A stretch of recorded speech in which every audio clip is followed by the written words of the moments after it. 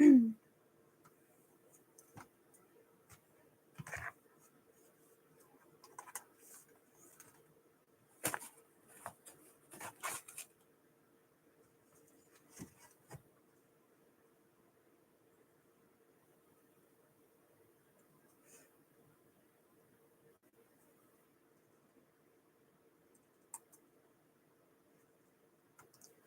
crap.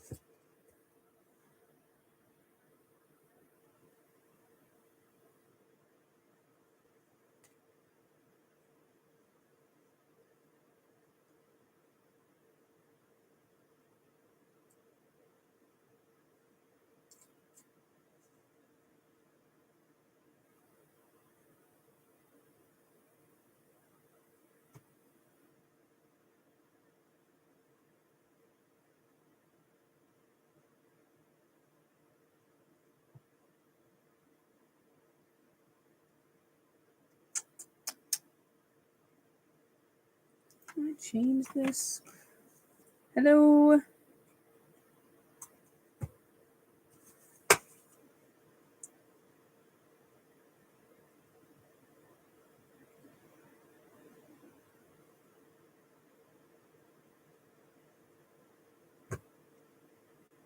Hi, Camille. How are you?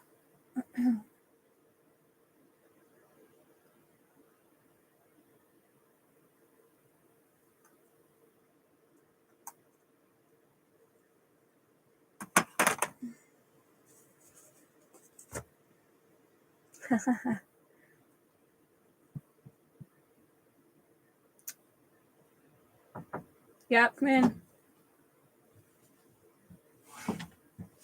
Well, you can you just set them? Thank you. I almost accidentally took all three of them because I had my medicine in my hand. That would have been really bad. I was like, oh. Oh no. It's out. Bye. Bye. It is currently empty.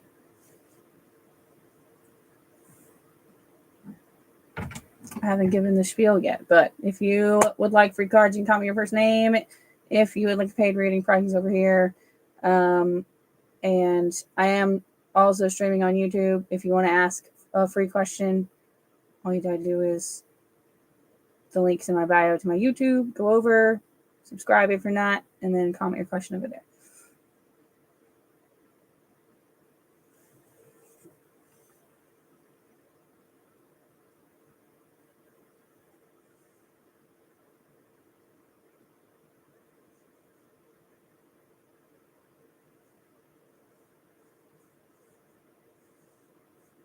I wonder if it's going to be slow tonight. I really hope not. I'm trying to make money to take my kid out for his birthday tomorrow. So, what is today? Thursday? Cecilia.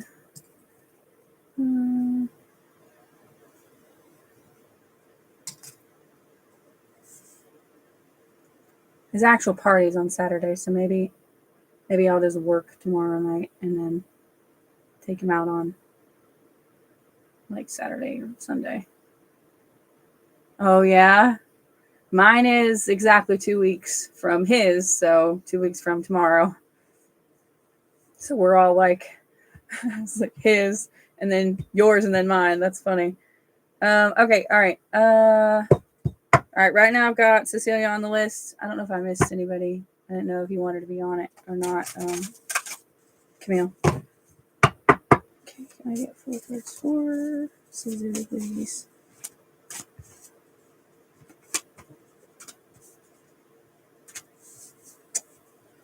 Or cannot listen to me and give me 5.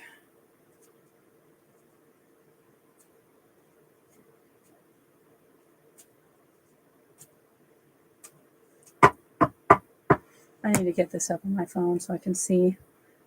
I'm too damn blind for this.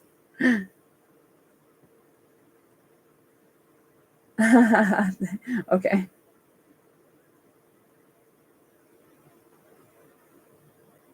What am I on? Oh, I'm on this one. Gotta change thingies.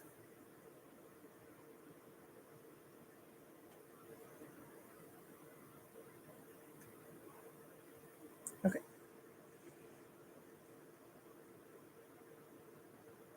Okay.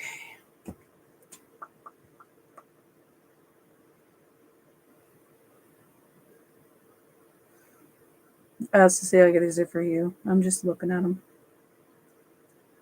Are these in the right direction? Yeah, that's what I was worried about.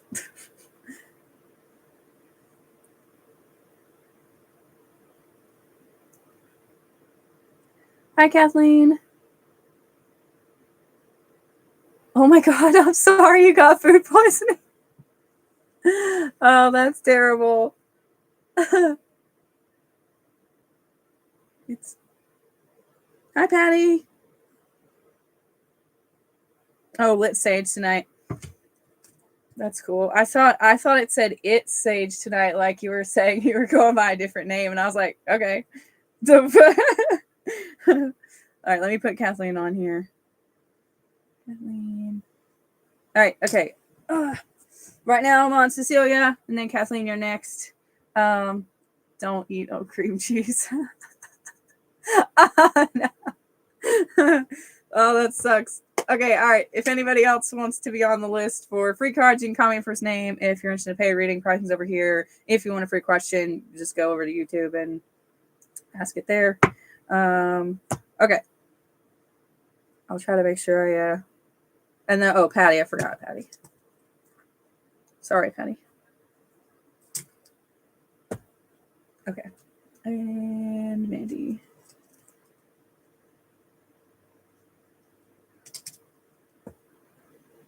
Okay. Also, not to guilt trip anyone, but any money that's made tonight is going to take my son out for his birthday, like tomorrow. So, or potentially Sunday if I don't make any money tonight. Hopefully, we'll see. Okay. All right, Cecilia. So we've got a few things in reverse. So we've got strength in reverse, Mars fortitude in reverse. We've got mischief upright, patience in reverse, and deceits upright. Good grief. What are you doing? Okay, so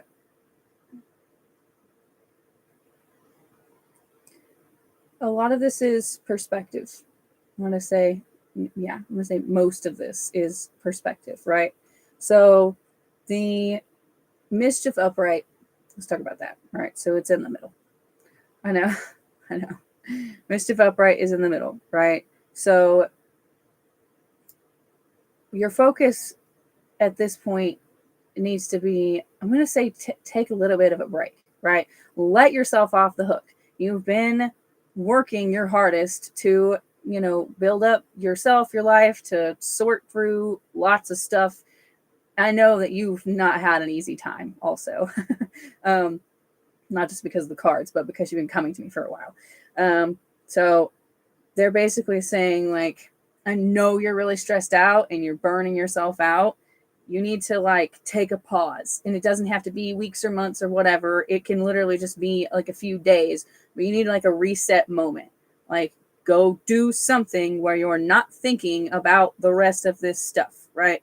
Patience in reverse.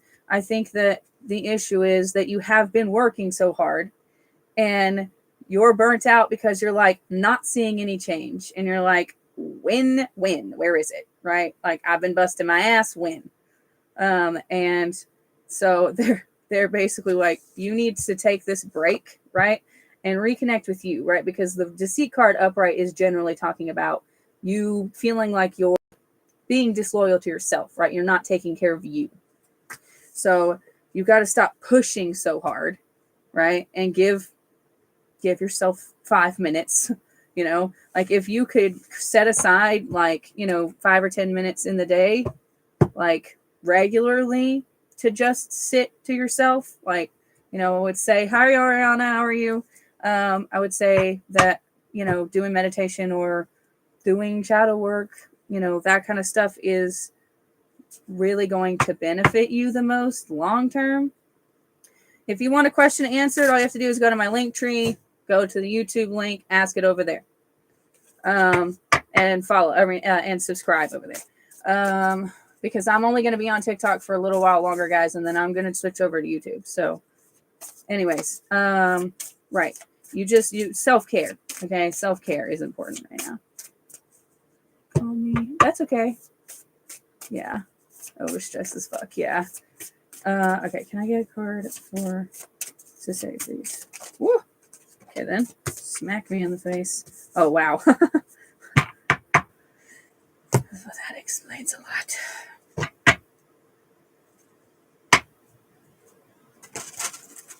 It's funny, those two that were in the middle there also explain a lot. Card for Cecilia, please. 1. I can feel you want to spit out 3. Oh, shit. Hold on. Oh. So many of these apply to your situation. All right. All right. Just to let everybody know what the list is. I'm on Cecilia. Then I've got Kathleen, Patty, and Mandy. If you want to be on the list, comment your first name. If you want a free question, you go to link in my bio. Go to my link tree. Go to my YouTube. Comment your question over there after you subscribe. Okay.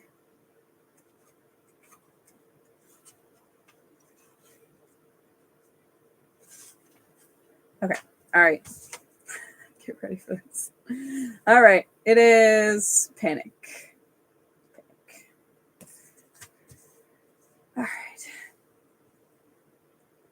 I meet sensations of panic with a grounded, gentle presence. I breathe in and take a deeper look.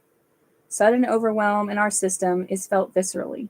With or without cause, when a burst of angst, fear, or high stress arises, it can catapult one into hysterical feelings or thoughts. It isn't just in our minds. The body rushes in an automatic response. Our mind and our body are intrinsically intertwined. What happens to the mind when the body begins to feel charged, static, heart racing, sick with angst or nervousness, or jumbled uncertainty in the gut? What happens to the body when the mind races, irrational thoughts pervade, fear arises, and overwhelm hits? One feeds the other. It can be difficult to decipher the root. It can turn into a self-perpetuating spiral, amplifying the very panic itself. It can be frightening to feel an inability to breathe or think with the fullest coherence. While we can't control every situation, we can learn to repattern how we meet panic and stress when they arise. In times of high stress, angst, or panic, how does your body feel viscerally in response? In times where your heart races or you feel uneasy for no apparent reason, does the mind swoop in and create more stress? Consider ways to pause, breathe, ground, and self-soothe when the body and mind are at odds. God, if this one doesn't hit the nail on the head. Okay, questions to ask yourself. When do I notice myself feeling overwhelmed or panicky? How do I soothe myself in high stress moments? And when I notice angst or panic in my body, how do I respond? You know what I heard? I'm fine. That's what I heard. That deceit, being disloyal to yourself is the I'm fine. Just keep pushing. I'm fine. Okay. All right. The ritual. I don't like this one's ritual. I'm going to read it to you anyway, but I have other recommendations just from years of therapy. Okay. Ground the nervous system with your own rooted touch. Sit in a comfortable seat. Notice how you feel. Give your feet firm compressions using your whole hand. Grasp and squeeze. It doesn't need to be massagey. Squeeze and let go every few seconds. Start at the feet. Move to the ankles, legs, knees, thighs, hips, sides, back, chest, shoulders, arms, and hands. Use fingertips to gently press around the face, eyebrows, sides of the jaw, and temples. Gently tug the ears and give yourself a slow, deliberate scalp massage. Squeeze each part of your body from multiple angles. Notice how you feel after. Use it as a tool in moments of need. Okay. My stress so much and worry about everything. Yeah. You need to take time. You need to take time to intentionally pause, right? This is grounding is an intentional pause. So, and we got one more card, but I want to say my recommendations for, grounding from years of therapy is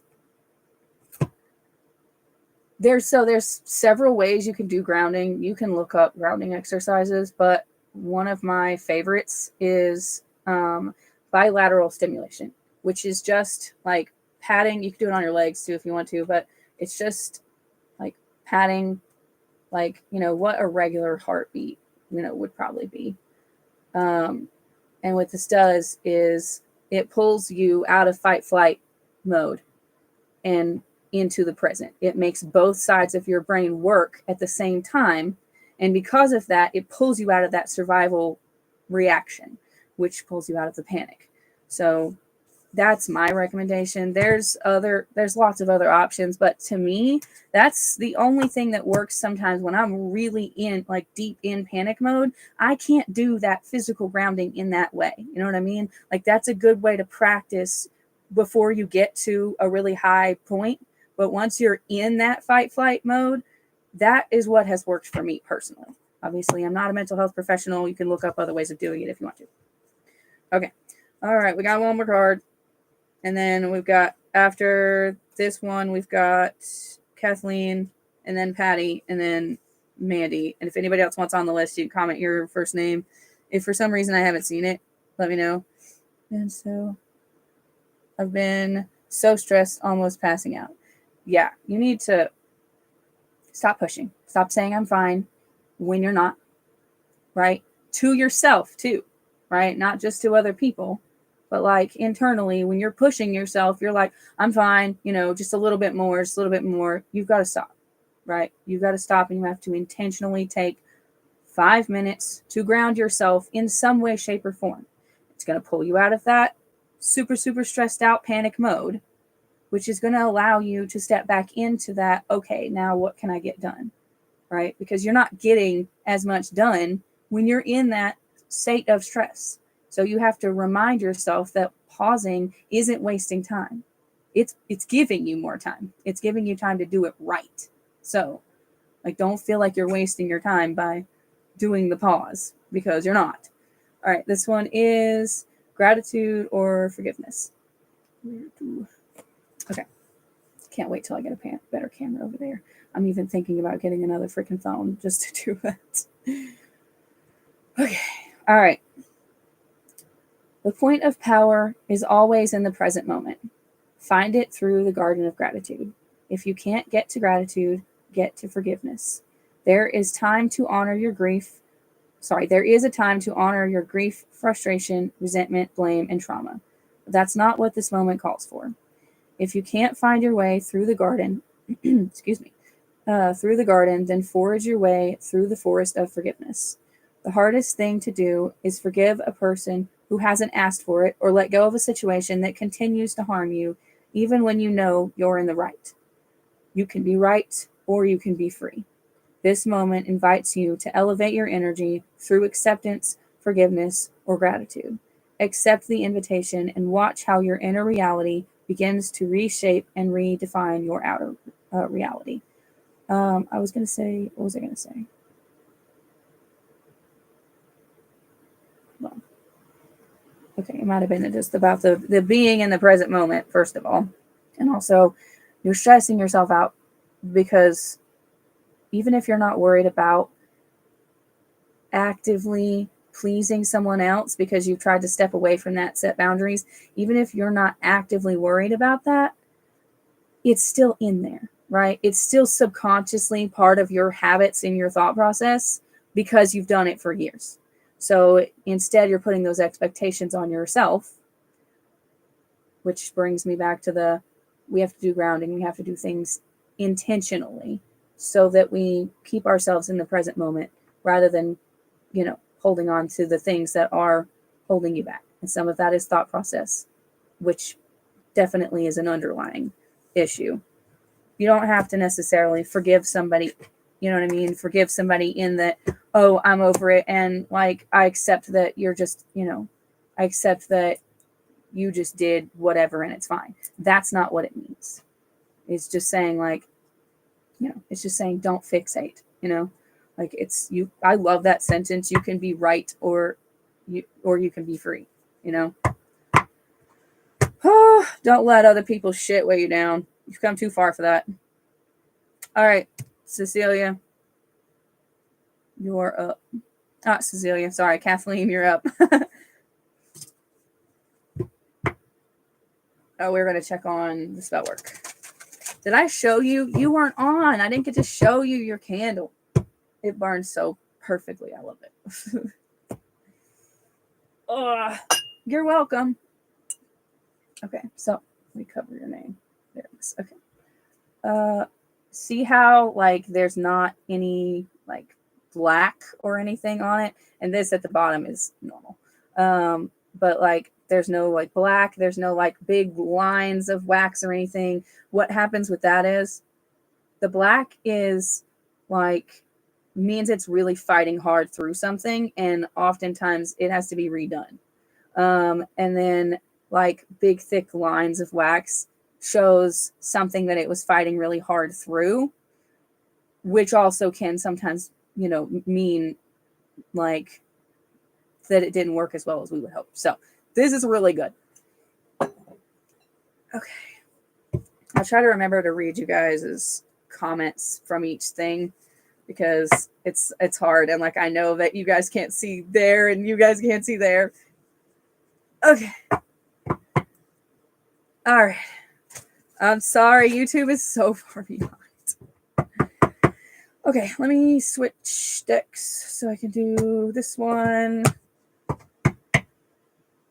was going to ask if it worked well and the yes card's on the bottom of the deck. Wow. The yes card and commitment. Okay. Let's see.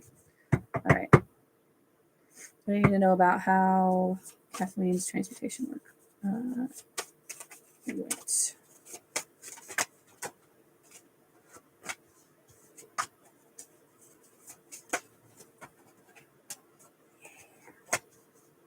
Yes.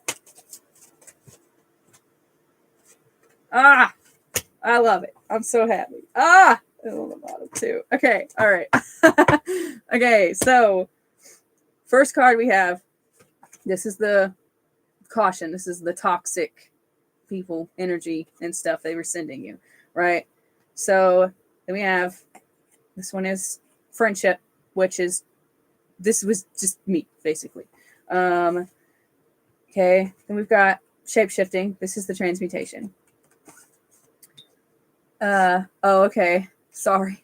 Then we've got luck. We've got balance. We've got inner strength, and we've got healing. I could not have gone better.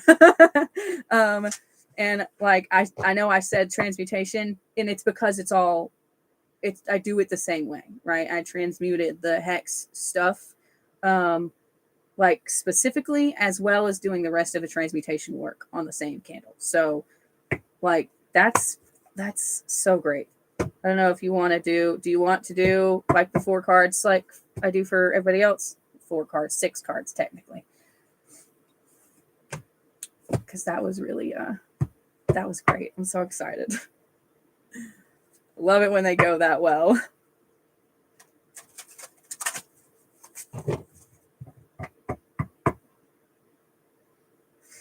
I feel so bad that you got food poisoning though. Oh my God, the worst food poisoning I ever got was, I don't know if you guys have had Miracle Whip. I know that's not a thing in some places or a lot of places, but like I had Miracle Whip that I got out of the fridge and I didn't know, I was a teenager, and I didn't know it was no good. And oh my God, I was so sick. It was horrible. I haven't eaten Miracle Whip since then. Okay. We're so concerned with getting prosperity, afraid of moving right now. I live in a cruddy place. I'm going with the flow and getting the contact orders. I'm more than certain the curse made them attack me, plus my years long problems. Yeah. Um, I've had a super healing time with both friends and love. Awesome. So the prosperity thing is, I don't know if I explained this. I don't remember if I explained this, so I'll explain it. Okay. So with prosperity work, this is what happens. It happens with other things too, but it happens mostly with prosperity work. So sometimes it takes a little bit longer than we would hope. That doesn't mean it's going to take like a super ridiculous amount of time, but you have to think about it like a river, right? So if you're headed in this direction and you're thinking, oh, what I want is right up here, right? And then all of a sudden there's this big boulder that's in the way that now you have to go around, right? What's happening is sometimes that boulder is there to protect you from the waterfall that you don't know is there, right? And to give you an opportunity to go around a different direction. So what's happening with prosperity work is they're protecting you from going for things that aren't for you, which will end up backfiring and not working out well. So that's why sometimes it takes a little bit longer with the prosperity work, but it does work. You can add, like, I don't think Efra's on here right now, but if Efra was on here, she could tell you hers just finally, like, I did hers, it's been a few weeks ago, like maybe a month, but like she had a crazy situation and she had like a car that wouldn't run, had no way of getting out of the place that she was at. And after things lined up, she ended up meeting somebody who ended up being a really good friend. And he was able to get the car from where they were, like a whole state away, to a different spot where it's getting fixed. So it happens. Did I miss anything? No. Okay, good. So excited too. Hoping for the best. I might visit a boyfriend in Atlanta. I'm hoping he also comes through for me. That is definitely that's definitely a possibility, And you don't know what you're going to bump into on the way there. It works in mysterious ways. It works in ways that we don't expect most of the time. People are like, "Well, give me like the prosperity thing," and sometimes it's something small like, "Oh, I lost my wallet and I found it." But most of the time when we're doing like big prosperity work, especially when you're transmuting this amount of energy into something that good, it's going to be bad. I mean, not bad. Sorry. It's going to be, what's the word I'm looking for? It's going to be big. That's what the word I was trying to say. Big, wrong B word. Yeah. And it was the same thing for hers. Like she had like a lot of negative energy and stuff people were sending at her. Okay, let's see. March is around the corner. I'm hoping I can bounce and get a home. I actually want back went back. Then because that's when landlord court is back in session. That makes sense. Okay, that makes sense. I think it works. It's just it works in the time that is still the right time. But the blockages that other people were putting in place are now out of the way. So now it's just about you doing the things that you're supposed to do so that you're aligned with your fated path so the thing comes to you. But like, I don't think that you're like doing anything wrong. I don't think you're like not doing that. Just make sure that you're like, you're working on you. You're like being a good person, that kind of stuff. And like I said, I don't feel like you're not a good person. Things come up, lessons come up, and they can be a pain in the ass. But like, wow, this is grief and self-love. Yeah, it's gonna be big. This is a lot of energy to shift around.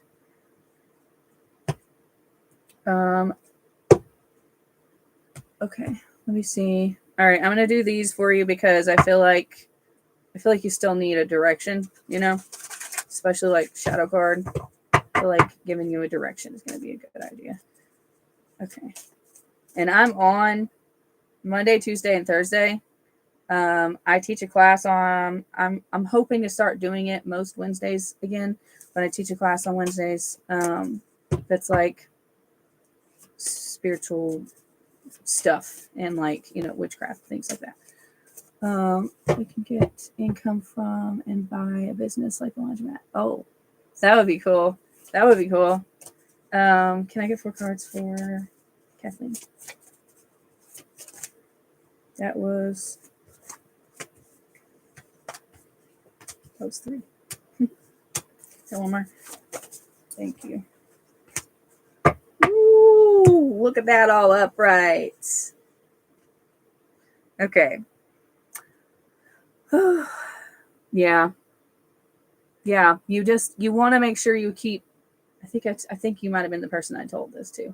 You want to make sure that you keep your focus on the positive, right? Because they've done some really awful things, but you don't want to be creating negative energy for yourself by like kind of sitting in.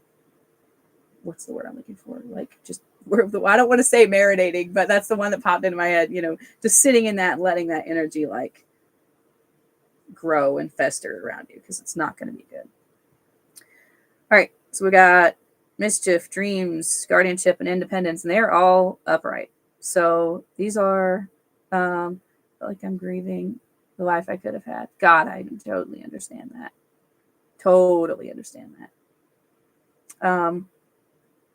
So mischief is, it's a playfulness card, right? It's about not taking life too seriously. It's about, it's about having fun. It's about like taking 5 minutes, like I just told her, taking like 5 minutes in a day or whatever to give yourself a break, do some self-care stuff. The dreams card and these 3 are really, really good for what you were just talking about. Being in survival mode, which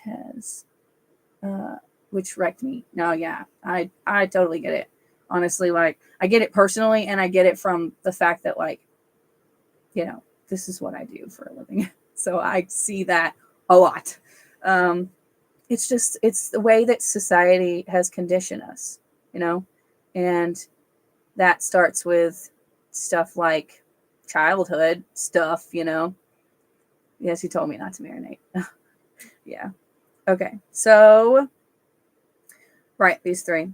So dreams, guardianship, independence, like these are the dreams card is literal. I mean, not about the sleep part. It's about what you're wanting, right? Like you were just talking about the laundromat and the duplex thing. Like, it's about the fact that like the goals and things like that you're really wanting, the stuff that is, the stuff that's coming along those lines, even if it's maybe not exactly the same thing, but the stuff that like is going to end up making you like really genuinely happy, that stuff is protected, which means that like as long as you're on the right path, like doing the stuff you're supposed to do, like that stuff is going to come to you, right? And the independence card, I mean, this one is, it's about taking control of your life, but it's also at this point definitely giving like you're free of the stuff that was holding you back, right? Like now you make your own decisions. Now you have your own energy. You don't have all these blockages from other things. Independence, yes, I feel like I'm being like me just existing is mischief in itself. That's good. I like that. Yeah. I think I also think that you're going to be finding a new you, right? Because now this isn't holding you back. The things that were supposed to come along as lessons and stuff like that to give you the opportunity to grow and to move forward, the things are out of the way, right? So you're going to be like evolving into this new version of you. So now it's time to figure out who you want that to be, right? Okay, let's do the other 2. Oh, shit. I don't know who's still on. I see 2 people are still on there. Okay, so I'm on Kathleen, and then after these 2 cards, I've got Patty and then Mandy. Whew. Okay. Can I please get A card for Kathleen. Don't do it. I can feel they want to spit out several. Oh, wow.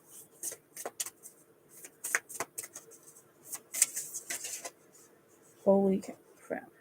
Okay. Yeah, we're done. Yep. It's important to be both autonomous in my home and my income. Just need that dang inheritance. Oh, yeah. You know what? That makes me think of the guardianship card, right? The dreams card was the thing you're wanting, right? The guardianship card also could definitely be representative of, like of a family member that left you the money, right? So that's interesting. Could definitely be involved. Okay, can I at least get a card for that? Holy hell.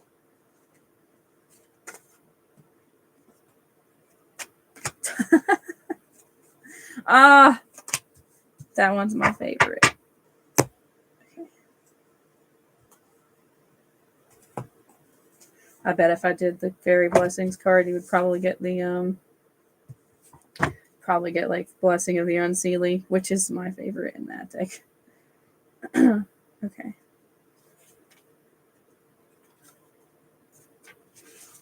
I missed the page by one page. Okay. I'm trying to spaz on him. He was the one who hit me up on his birthday recently.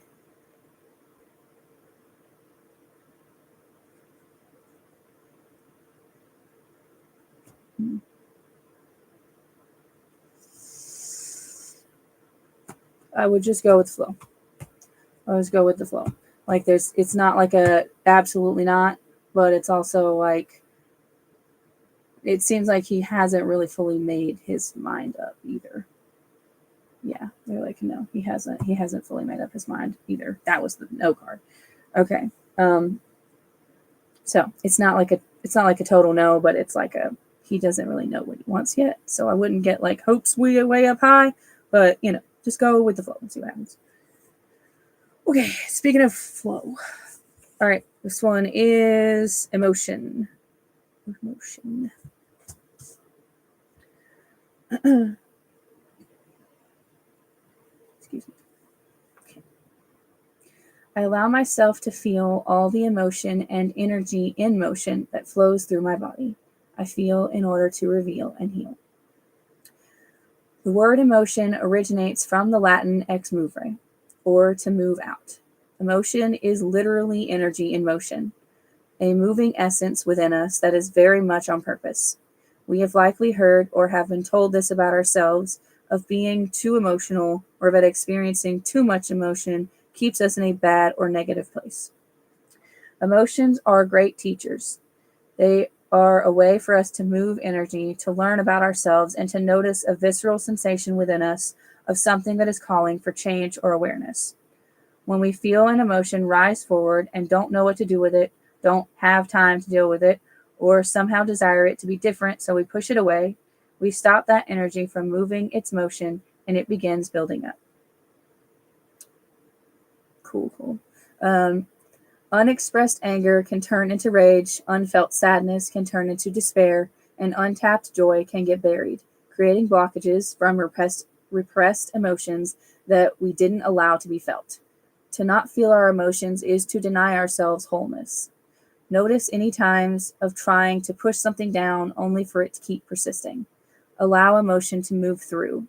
Grief can teach us about acceptance and resilience. Sadness can teach us about loss and desires. And anger can teach us about what we are passionate about. Allow some gratitude for any emotions that are wanting to flow.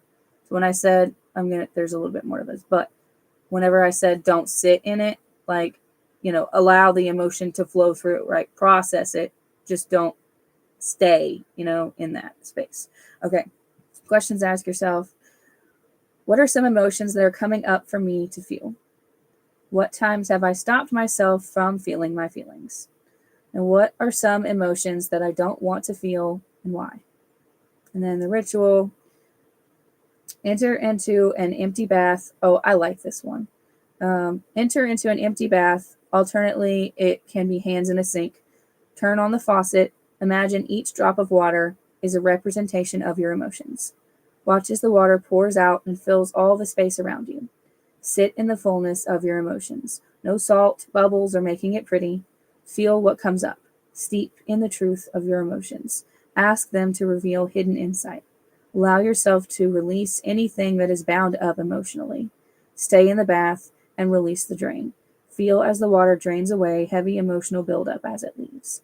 I really like that, like the idea of draining the emotion away. I'm having a hard time processing emotions, and I'm trying to call myself out on the bad habits I've developed from all the trauma. I totally feel that. I totally feel that. I will tell you some of the best ways. I'll say one of the best ways for me is music. Because it does a couple things. One, it triggers the emotion to come forward, right? Which makes it a lot easier to find it. And two, it creates this, I want to say, this realization and comfort level of knowing that you're not alone, that somebody else has felt the same thing that you're feeling and come out the other side of it okay. Right? So there's that. All right, I'm going to read this one. Give yourself grace, right? Like, be patient with yourself. It will happen over time. You can't really force it, right? You can pull out little bits at a time. Like, I know personally, I have complex PTSD. So I have extensive trauma over my whole childhood.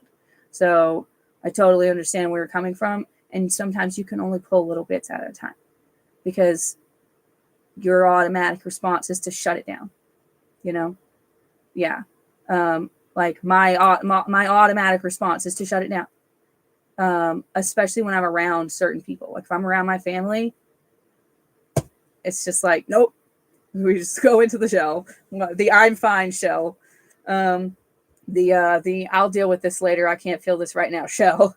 So I totally get where you're coming from. Just be patient with yourself, right? A little bit at a time, pick some music that will trigger some of the feelings. Let yourself sit in it for a little while.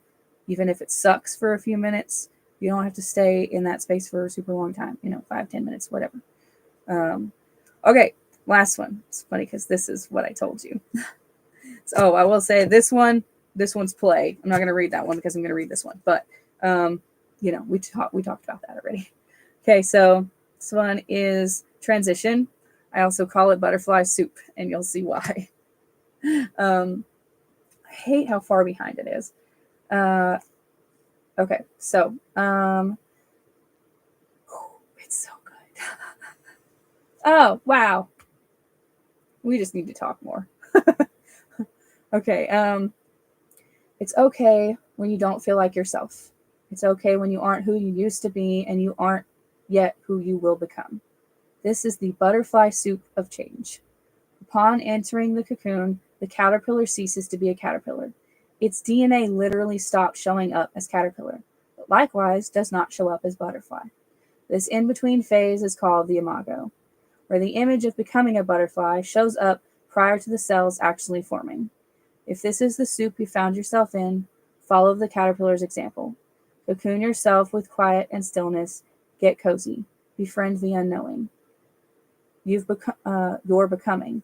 The new wings are on their way. Whether you hope for a winged new life, career, relationship, or health report, allow yourself to rest and unravel in peace. It's essential.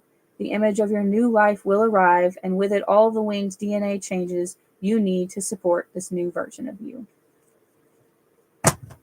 Mic drop.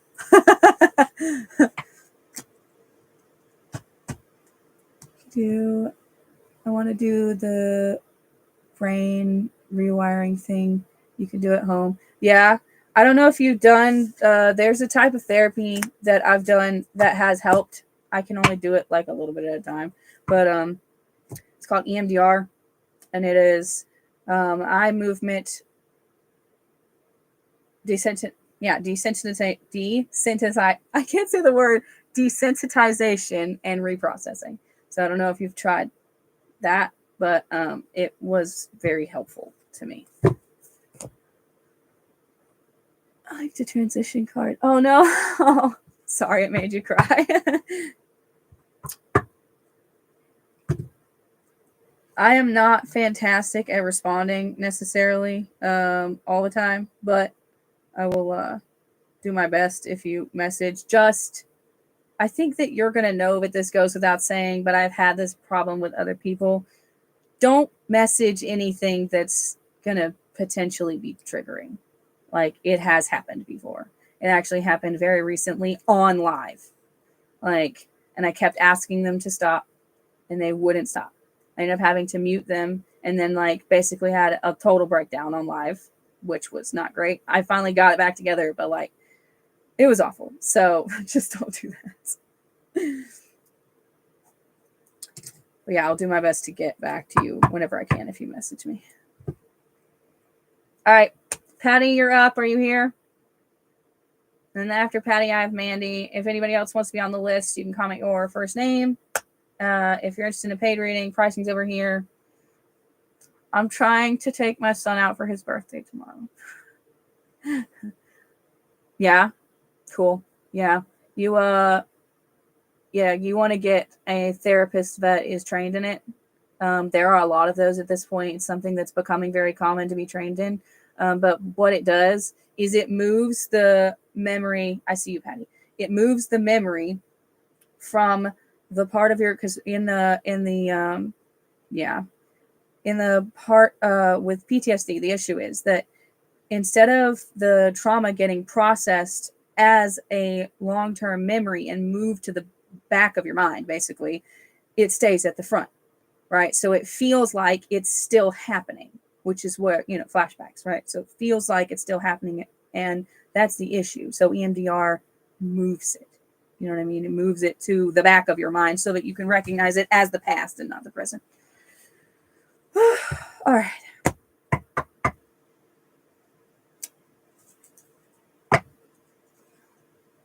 All right. All right. Can I get 4 cards for Patty, please? You're welcome. Shit. Somebody was, I think it was Keenan. He was talking to me the other day about how he felt like he didn't have anybody to talk to because some of the people he's tried to talk to get triggered really easily because they have PTSD.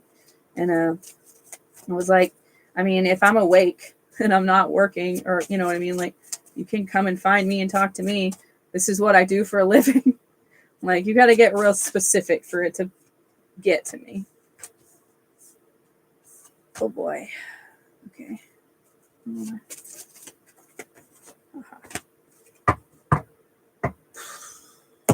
Okay. These for Patty. In the right direction.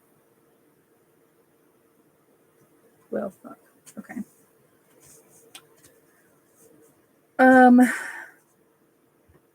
These are all in reverse. So let's just we'll start with that.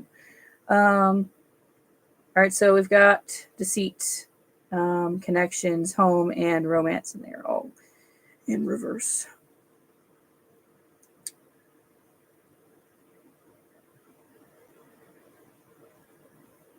Just listening.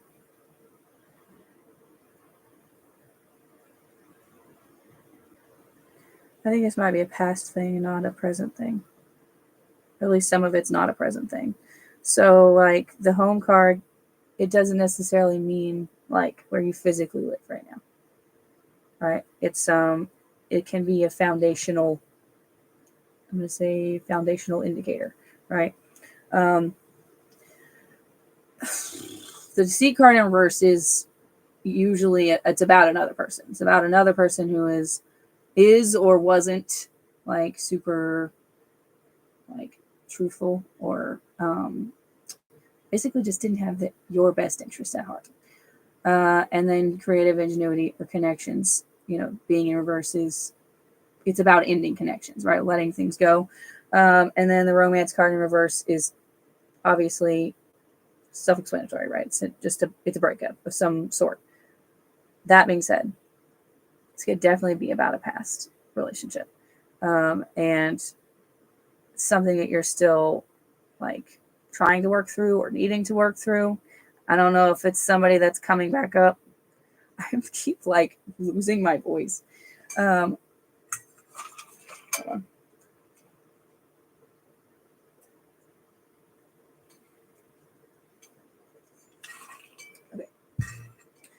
Okay. I'm thinking that this is a healing thing. Like there is some patterns or something from this past relationship. I almost want to say there's two separate things going on here. Like there's the foundational issue, which could go back, as far as like childhood. And then there's also the romance one being reverse. And it almost feels like it's two different things that are connected because of the same thought process. Does that make sense? You're in a relationship, right? I can't remember. I can't stop. I feel like I'm losing my voice, which would be really bad. Okay. My thought process is, it feels like it's past related mostly, but it also feels like it's a thing that you have to work through. So if there's patterns and stuff like this that are coming up, even if you're maybe not necessarily noticing them on the surface yet, you not officially getting to know each other. Fair. You want to make sure that you're working through that stuff so that, one, you don't sabotage a good thing if it is a good thing, and two, you don't settle for a not good thing just to have something, you know what I mean, or because you don't recognize the red flags and that kind of stuff. So this is definitely an internal work related section, cards, whatever, you know what I mean. I'm going to see what comes up with the shadow cards, but I think I would do some introspective work. And also, this is just a thought too. It might help. Sit and make a list of your non-negotiables, like the things that you really need. Tried to sabotage it 4 times in the past month. Ooh, yeah. Okay. Yeah. Let's do this. Okay.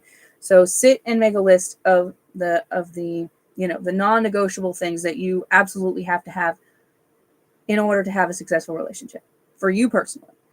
And it's okay if you make that list and then you go back and look at it and go, okay, right, maybe that one's not super realistic. Let's move it down the list or something, You could also use this as an opportunity to, while you're making that non-negotiable list, to think about the stuff that has happened in the past as to why these things would be on the list, right? So this is a good way of doing this introspective work, is making a plan of what you want this relationship to look like.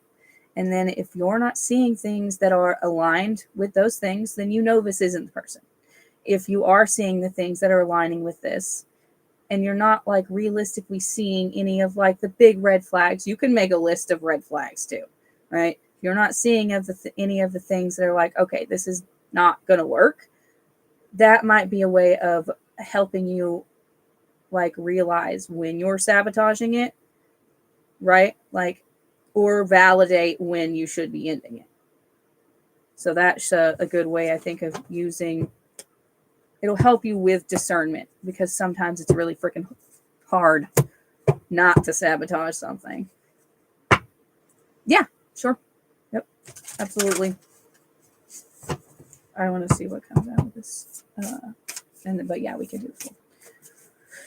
What was I going to say? Oh, right. About sabotage. Yeah, that makes sense. Okay.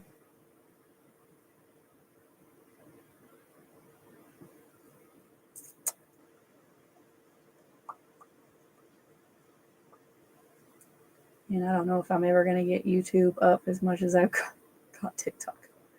But I guess I just need to work harder on posting videos and stuff like that. Because I've only had it for like less than 2 weeks.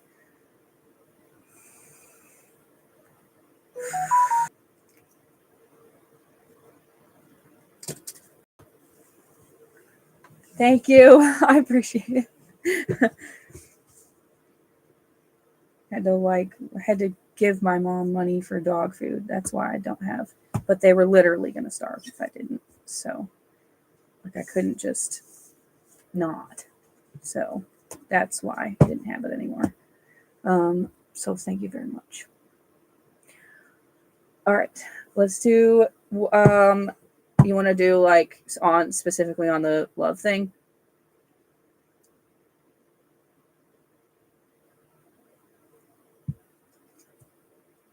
Oh, also, I wanted to tell you what these were. I asked like what you needed to do to, make sure that you have a healthy relationship. And I got courage and pain. So they're like, you're gonna have to face the possibility. That's the other thing, right? That's the fucking hard thing, right? I'm gonna say like maybe the hardest thing, or at least it was for me. Biggest issue has she. Oh my god, I totally forgot. I'm sorry. Okay, hasn't wanted to make it official or post each other in our argument. How long have you guys been talking? Because I have two thoughts. Right behind. Yeah, but I also usually say that if it's also resonating with you, then it's something you probably also needed to hear. A little over a month. Okay. I have two things. One thing is she's been staying with me too. Okay. Three things. All right. First thing, because I just recently had this issue. Except we didn't live together. Excuse me. So we all have this perspective that like we want our person, right? And so if a relationship is not our person, then we were wasting our time. That's not gonna help us get to our person, right? So if somebody shows up, they're there for a reason, even if they're not meant to stick around. They're there to teach us something.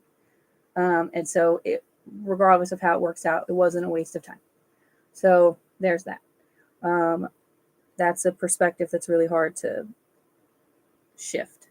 Now, that being said, she sounds like she has avoidant attachment style. I'm not a mental health professional, but I know a fair amount about this now that I didn't before. So basically, it just means that like when somebody starts to get too close, they're just like, maybe not, which isn't super healthy. Obviously, that's something that they have to work on. It's not something that ever goes away. Like that's something they have to learn how to manage to have a healthy relationship. Okay, so there's that. I don't know where you fall on things, but most of the time people are either avoidant or anxious. So I fall in the anxious category. I'm like, I need all the reassurance. I need to know that you still want to be with me. There's a meme that I have saved on my phone, and it's like the one character's like carrying the other character by like their shirt. It's like a stick figure kind of, sort of. And the one that's being carried is like, are you sure you like me? And the other one's just like, we're literally dating. So there's, oh my God, that's me. Yeah. Like, that is a very difficult match because you're opposites. And I just had that same issue. I want to pull and see what comes up. But I will say that I think moving in together after a month or, however long it has been, based on my own experience, is usually not the best plan. Like, I moved in with my ex-husband after like 2 weeks, and I moved in with my ex-boyfriend after a month. And neither of those relationships ended well. So there's that. But let me see what we get card-wise.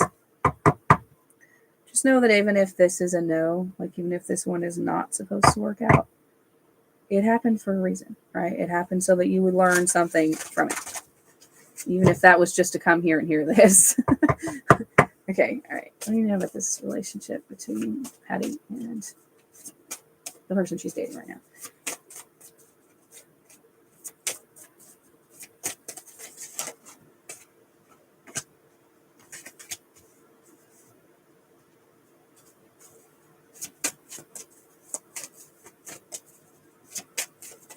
Oh shit. Okay, nope, that was like 12 cards.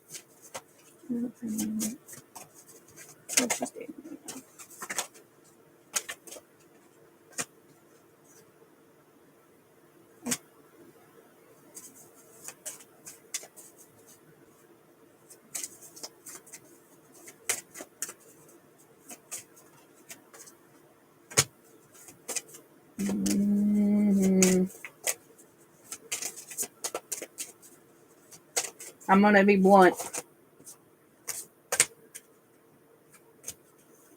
She ain't it. So, but I am getting the, what the lessons are. Boundaries is upright, then success is in reverse. So it's not working because of the avoidant issue, right? I've got happiness and then something new. And then we've got upheaval, which is that like chaos blockage, basically, which is in reverse, which is like really a blockage. We've got connections in reverse again, and then healing wounds and hesitation. So essentially, this is going to block you from meeting your person if you stay too long. I'm not saying you necessarily have to like go break up with her right now, but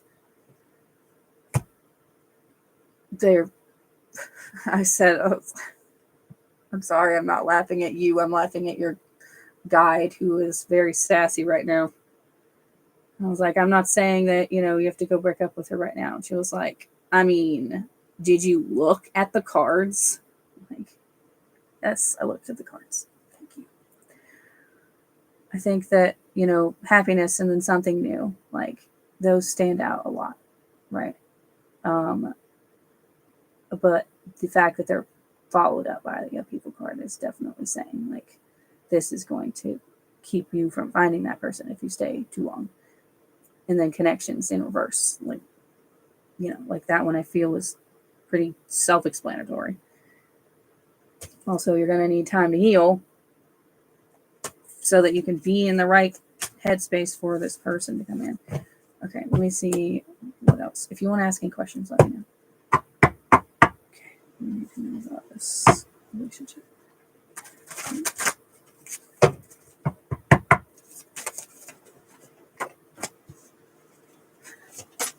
Sorry. I always feel like sometimes it probably comes across as weird. Ooh, shit. Yeah. The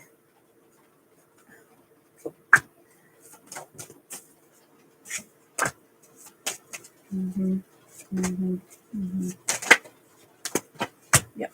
Okay. So we've got the teamwork card, which is like your spirit team, right? Trying to protect you.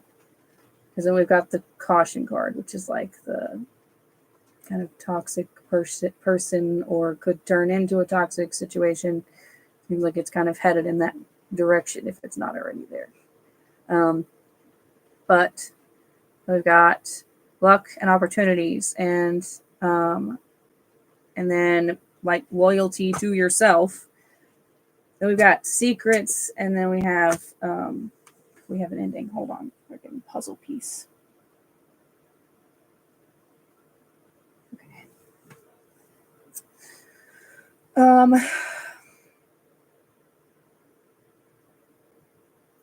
Yeah, I think I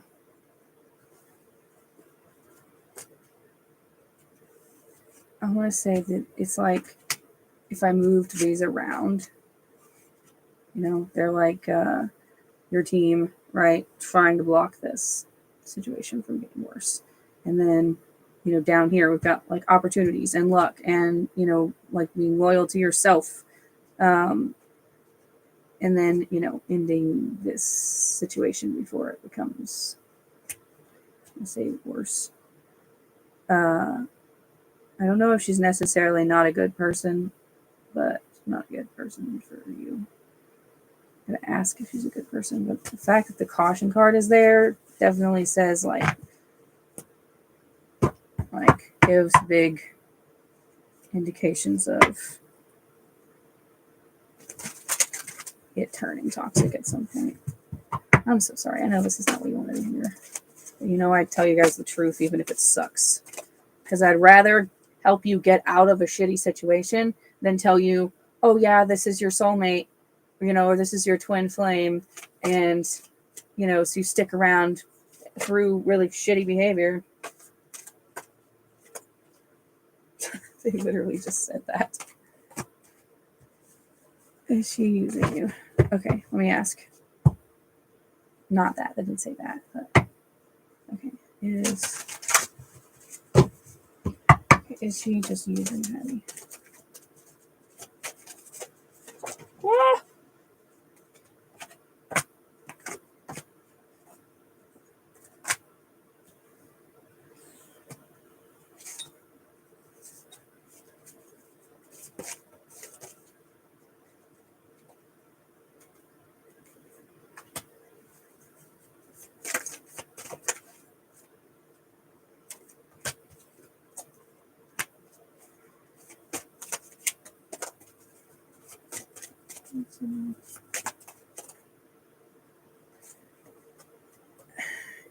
I'm gonna say kind of, but not necessarily intentionally.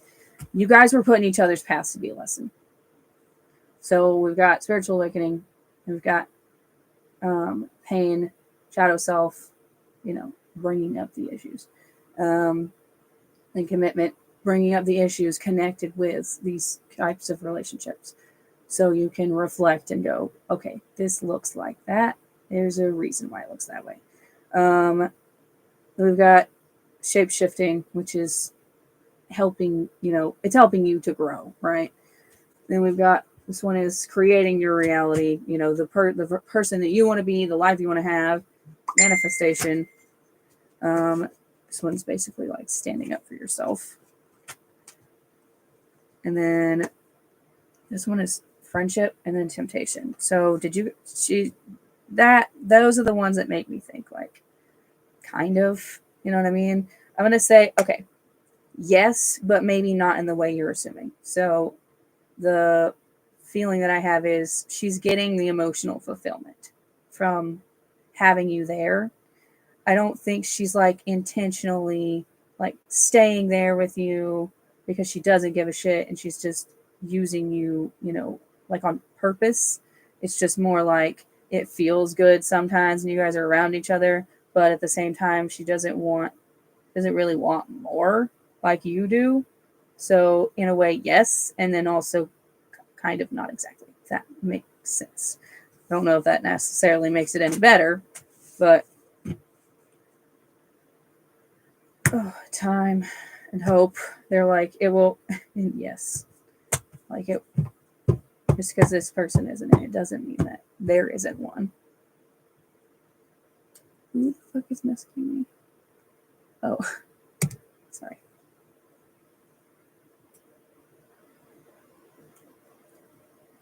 And you can definitely answer or ask more questions if you want. you know what, the courage and the pain card now have a different,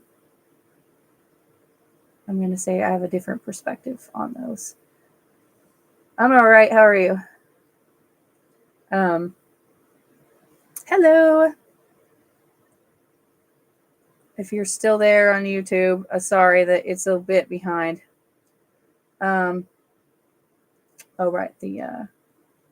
The courage and the pain card, I think, is now I'm getting more like is related to being able to let this go, knowing that it sucks. You know what I mean? Like,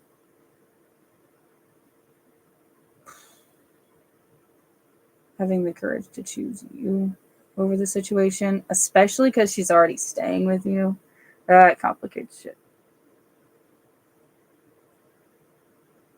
Okay. I'm sorry, dude. I hate giving people bad news.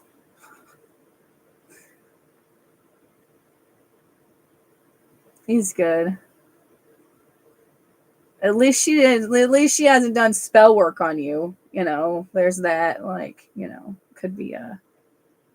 it could be worse, believe it or not. You've never asked. Oh yeah. Yeah, he's good. It's his birthday tomorrow. Yeah, that's a positive. Right. It could always be worse. Oh my god. I'm gonna strangle her.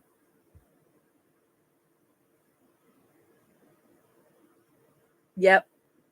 Yep. I am an Aquarius and so is he, which is a wild combination.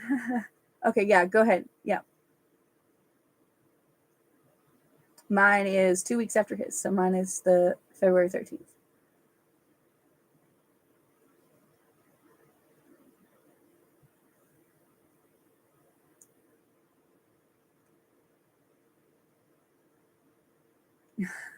Yeah.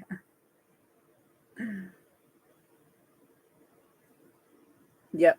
Day before Valentine's. So, like, guys think they can just group them together. And I'm like, no. You have to get me a Valentine's present. And you have to get me a birthday present. Even if it's just I get to go out to dinner for Valentine's. And you get me a birthday present, you know. But you don't get to group them together. That's like kids who have their birthday, like, right before Christmas. That sucks, though, because you have to buy everybody's presents. Oh, no, somebody got filtered. Okay. Will my friendship with my ex-best friend get mended? That's something I've been having, that weird feeling. Let me see. Hold on, I just want to feel out the vibe really quick.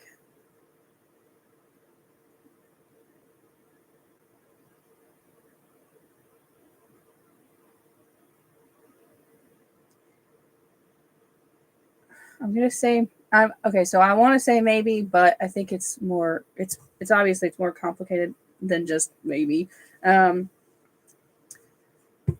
think that there is a desire there on both sides to try to mend things, but you also want to make sure that if that's the direction you go, that you've got some really healthy boundaries, you know, and you're paying attention and you're not, you know, making excuses for shitty behavior.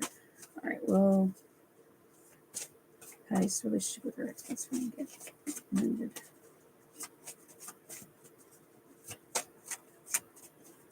In the near future.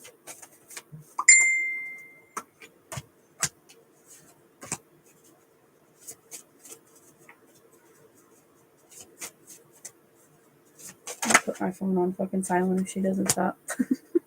That's my best friend. She's just like, well, I got my phone with Facebook Reels, even though I don't have Facebook anymore. I realized how much I used it until I deleted it.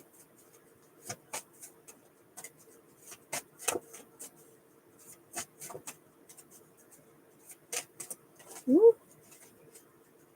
Let's help this situation. Whoa, shit. Okay. Oh, yeah. Okay. Yeah, there we go with the maybe. Okay, so, situation. So we got clarity, justice, shadow self, respect, signs. Those are all saying, like, basically, you both have to admit where you were in the wrong. All right. So, like, if there's points in this situation where you know maybe you weren't in the right on something, but you really like just kind of doubled down on it anyways, you got to admit that. And she's also got to do the same thing. Respect and signs. Like, you're just going to have to watch and see if she actually means it. And so, like, somebody can say, "Oh, I'm sorry," and then they go and do the same shit again. My son does it all the freaking time with eating everybody's ice cream. Like, you say it and then you do it anyway. So you want to watch for the signs that she does respect the relationship, that she does respect you, and that she meant it when she said she was sorry, and like she can respect that she was part of why it failed. The rest of these. So we've got free will, hence the maybe. We've got this like loyalty to yourself, independence, opportunities, and healing. So essentially, go in, if you want to attempt this, go into it with your eyes open. Don't make any excuses, and choose you. Choose you, because you want. Oh yeah, the last card is healing, right? Like, you want to be able to heal from the situation. You don't want to reopen old wounds and then, like, I'm gonna say, make them worse, kind of. Let me see what the other cards say really quick. Whenever I'm finished with Patty, I've got Mandy if she's still here. If you want to get on the list for free cards, you can comment your first name. If you're interested in paid reading, pricing is over here. Payment links are in my bio. And if you want a free question, you can go subscribe to my YouTube. Also link in my bio.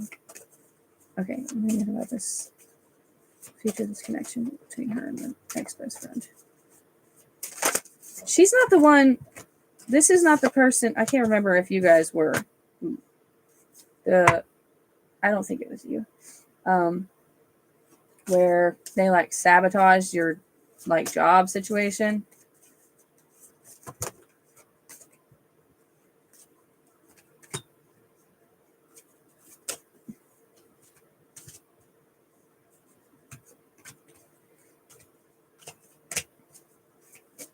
Oh, okay. Okay, good. I was like, I don't think that was you. I don't think that was you, but if that was you, don't. Like, just on a personal note. Woo! Damn. Any more? Oh, that's not one. Oh, okay. Well.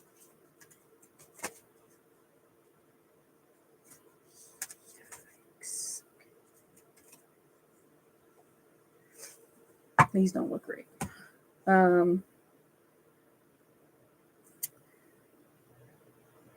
I think if you do this, like, so it's totally she's been the one she's the one who get readings from you as well. Oh, really? Shit.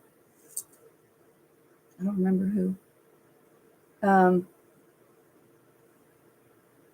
was I gonna say? Oh, I think if you do this, it's just gonna be a lesson.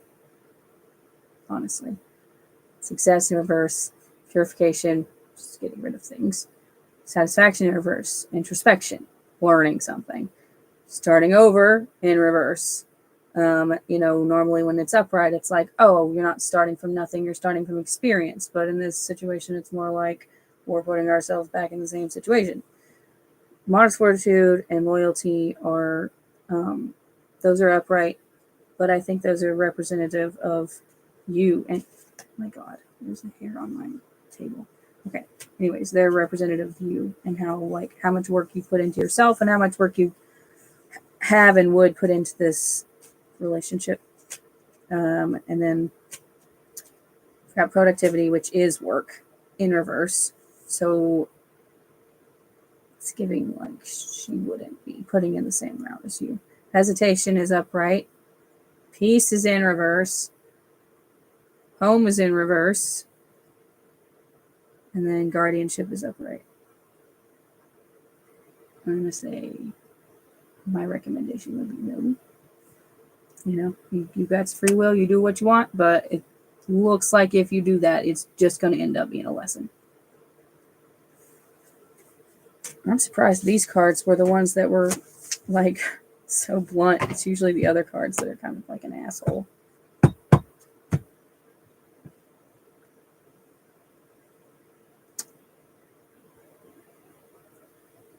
I'm trying to remember who it is. I have an inkling.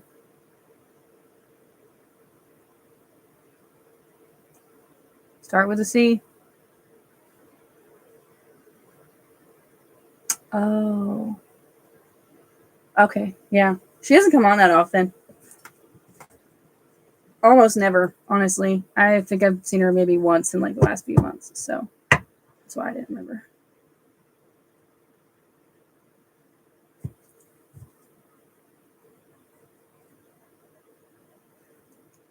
Wow. I was like, what do you need to know about this wisdom card? It would be a lesson.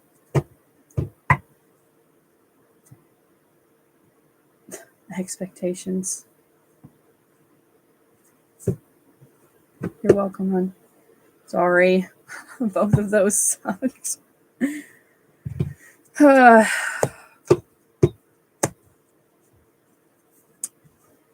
no, I'm good.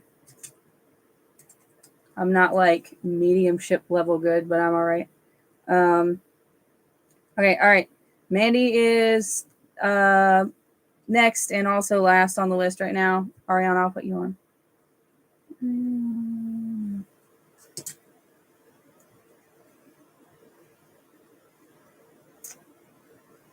Awesome. Okay. You're welcome. All right. Please get. Wow, what the heck was that? That was a terrible shuffle. Oh my God, why? Will you work with me, please?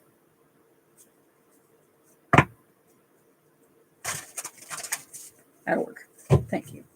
All right, get some cards for Mandy, please. Ooh.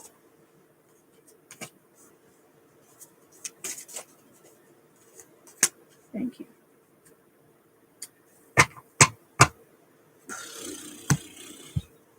Well, shit.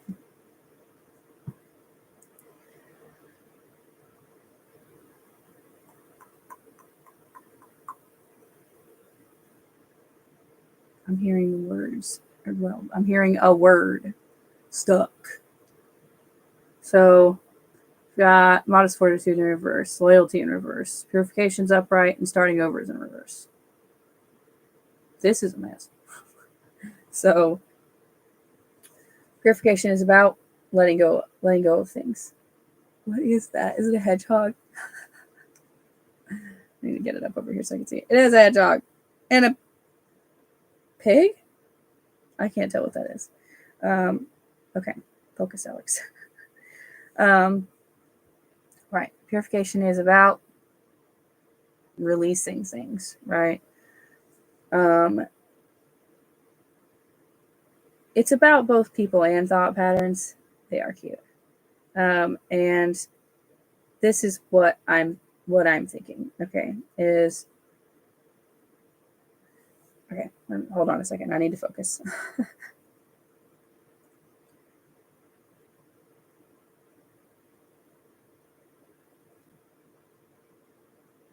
I get this, like you want things to change really bad, but you're also like nothing's happening.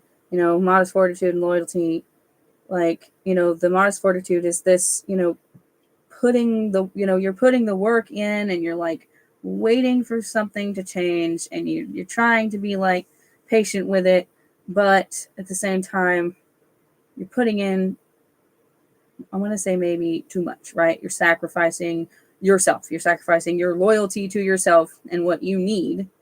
And the purification, it's coming through more like letting go of behavior and thought patterns, right? This starting over in reverse.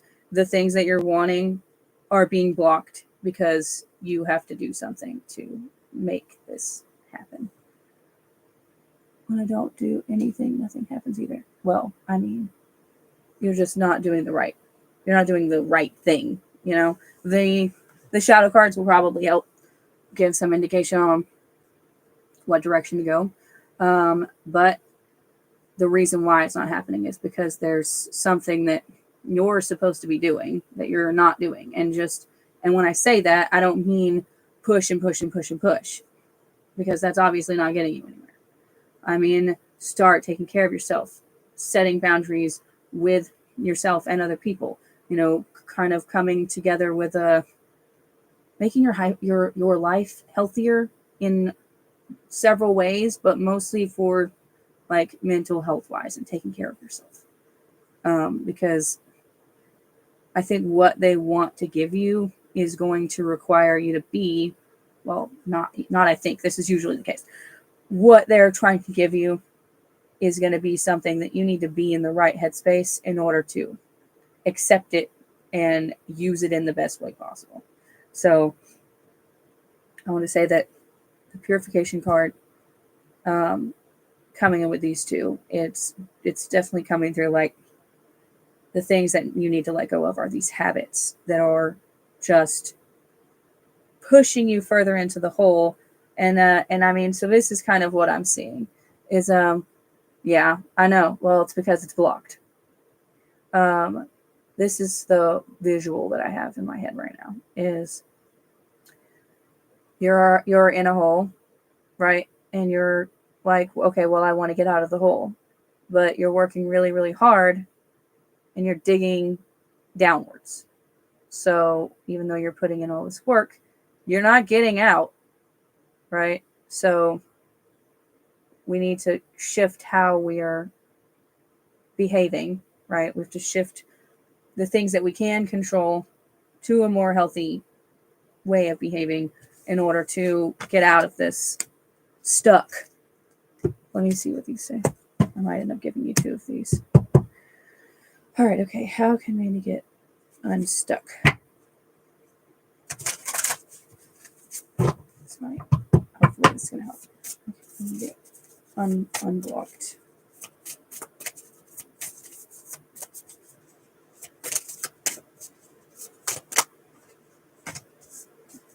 Okay. Yes.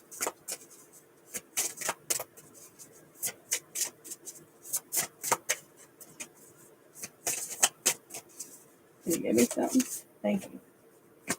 I've gotten this card so many times tonight. Oh, shit. Okay. Okay. Let's do favorite cards.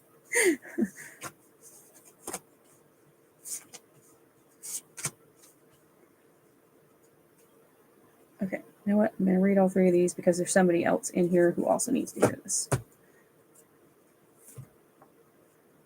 I don't usually do the, I don't usually do all three of them, but I'm going to.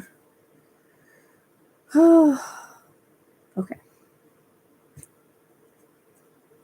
I also think you need a direction. Okay. Oh, I'm going to tell you the card. This one is authenticity. I don't think there's anybody over here, but it's okay. Great. I stand in the fullest expression of my authentic truth. I will not sacrifice who I am to make others comfortable. When we choose to sacrifice who we are to put on a face for others, we may likely feel betrayal. Not betrayal by others, the betrayal of ourselves. There are many reasons throughout life that we can put on a mask to hide what is really authentic within us. Vulnerability, fear, shame, guilt, rejection, uncertainty, not wanting to burden others, not wanting others to see us as weak or incapable. What are the reasons we have collected in opposition to that? Reasons to be authentic. Putting on false masks, personas, or shape-shifting ourselves to make others or ourselves more comfortable is a path that can make us spiral into a cycle of inauthenticity. If we walk inauthentically for long periods of time, we can forget what it is like to be unapologetically free within ourselves. Inauthenticity can cause us to fill our lives with connections that perpetuate the cycle of self-betrayal. People that we aren't ourselves around, relationships that aren't aligned, jobs that feel depleting rather than fulfilling, and patterns that cycle us farther away from living fully aligned and expressed. We must be willing to be fully authentic with ourselves in order to be fully authentic with others. Notice what parts of you feel the most edgy to accept and share, even within yourself. The questions to ask: what are all the masks I wear or have worn in this life? How have I sacrificed or changed myself because of others? And do I feel fully available to be my most authentic self? And the ritual, hold on, I gotta turn this heater away from me. God. Okay. Free yourself within your own body by dancing a free-form movement that isn't for anyone other than you. Put on a song you'd like to move to, turn up the volume, and let loose. Let your movements be wild, silly, playful, ugly, sensual, free, and weird. The more raw and unrefined, the better. Invite yourself to move in a way that would feel edgy to show others. Whatever that is to you, sorry. The intent is to break through internal barriers and let layers of yourself free. When complete, look into a mirror and speak, "I love and accept myself in all ways." Sit for a few moments in stillness and notice what you feel. Okay, hold on. There's two more.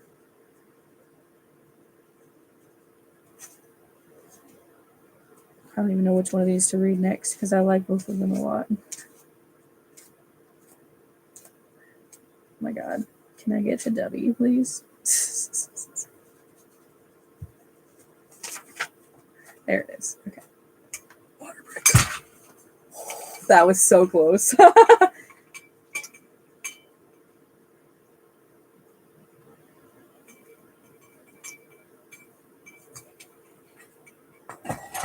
it up there. Okay. This one is wisdom. And I have a thing. I don't necessarily love the ritual for this one, but I have a thing that I tell people. Okay. I am wisdom embodied.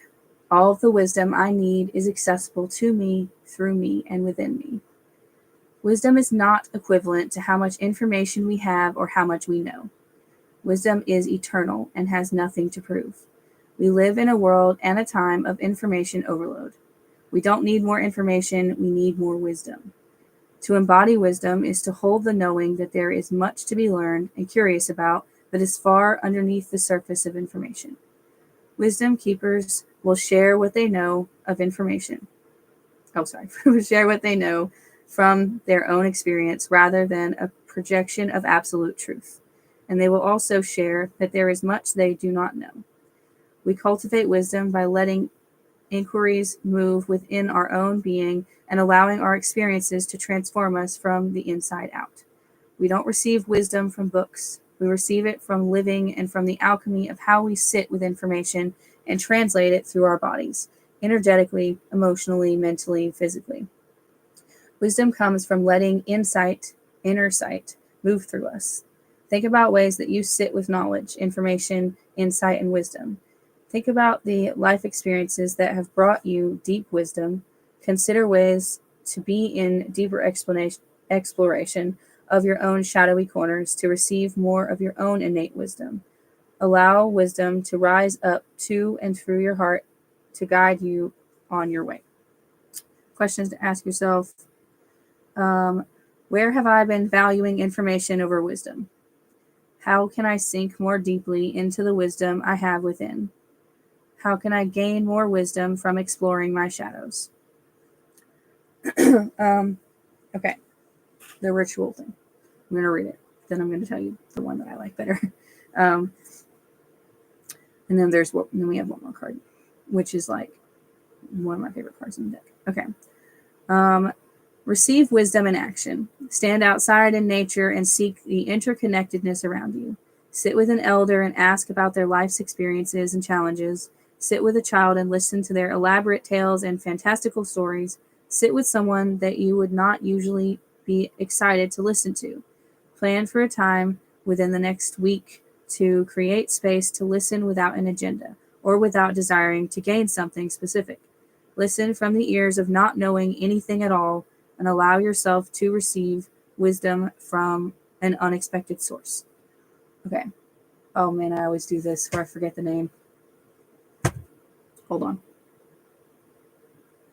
This is important. Okay, so I found it.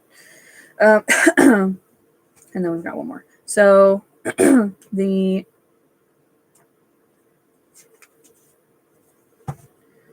thing that I usually say, because not everybody can go do that. You know what I mean? Like that sounds like a really hard thing to do. Probably easier if you're female, at least as far as talking to some random kid, but like but it's just I don't know, I feel like in general that one's kind of not super socially acceptable unless you know these people.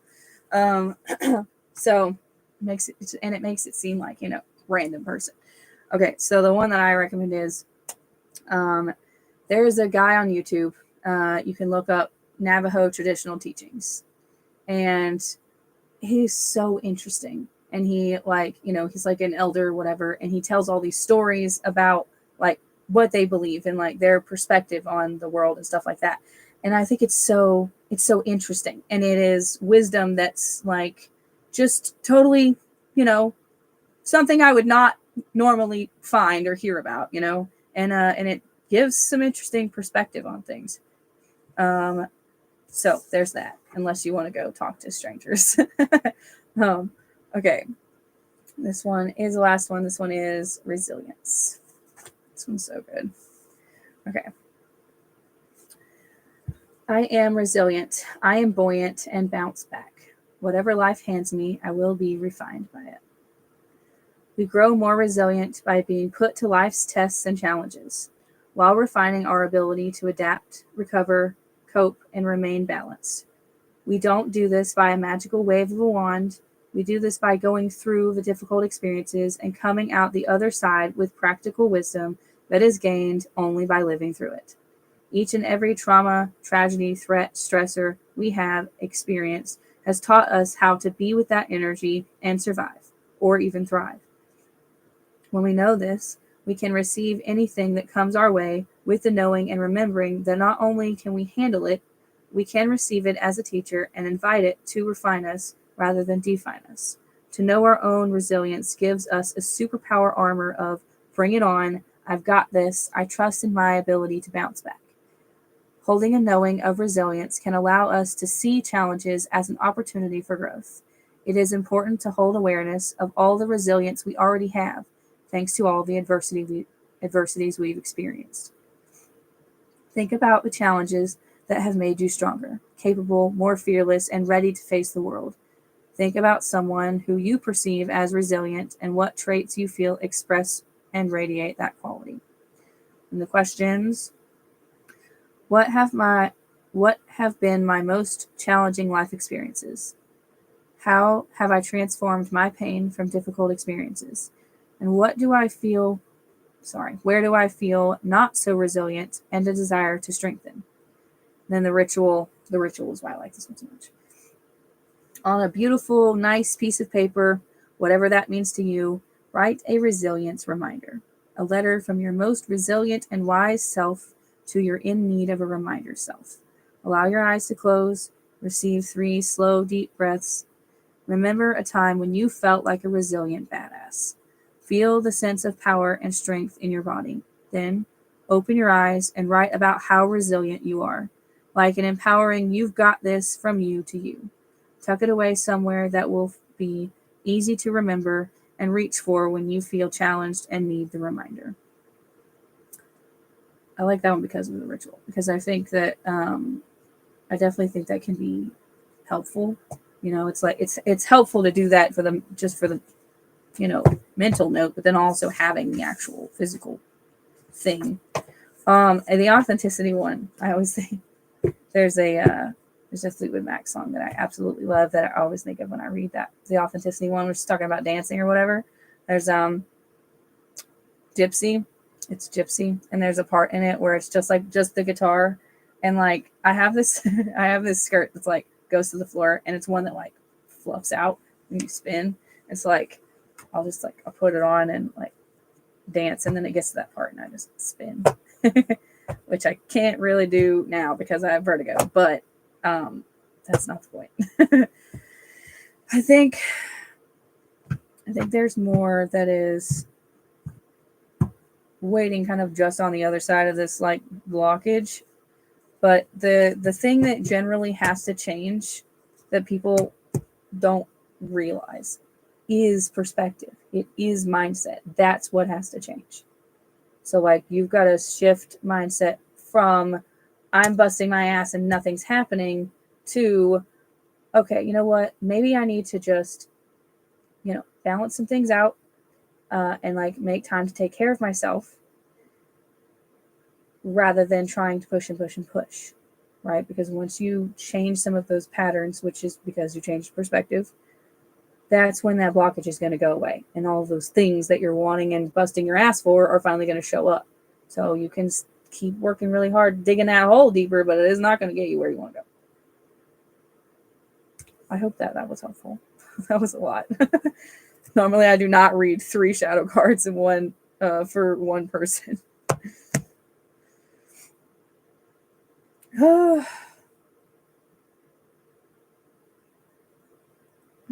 Strangle her if she doesn't stop sending me reels.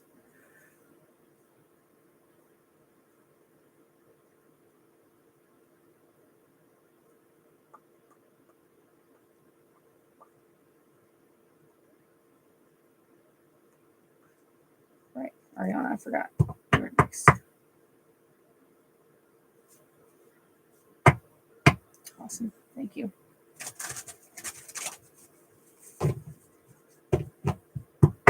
You're welcome. Sorry. Okay, can I get 4 cards for Ariana, please? Man, I forgot to tell everybody that like this whole like the shift with the nodes of destiny, whatever, is, and also all the planetary shit that's happening right now, it's bringing up karmic stuff for everybody, which is stuff to work through. Oh, 2 more.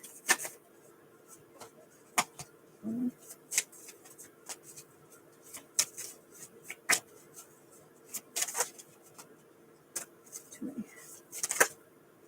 Okay, come on, dude. Whoa. Okay.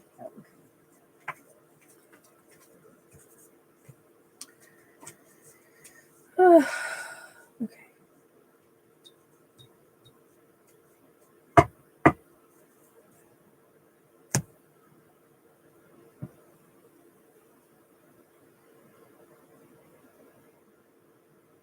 Thank you. All right, I'll write you down. It's Amy, right?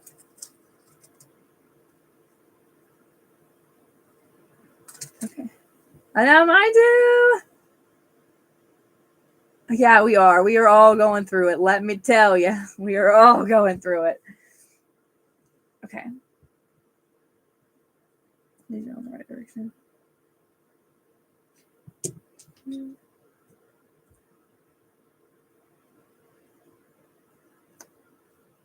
Okay. These are pretty good.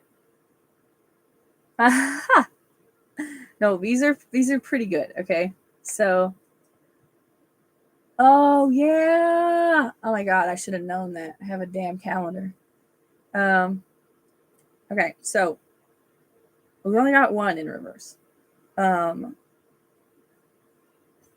Excuse me. So we've got modest fortitude and boundaries are upright.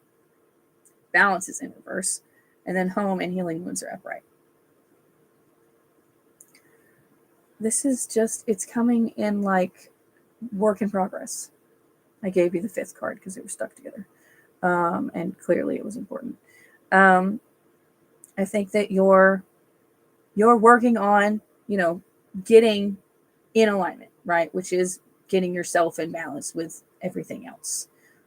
So I think that, you're working on setting healthy boundaries with other people and yourself. You're working on healing from whatever foundational crap is currently weighing you down, including stuff that you might not even know about, like breaking generational cycles. Those are always fun, let me tell you. So I'm just getting this like work in progress, and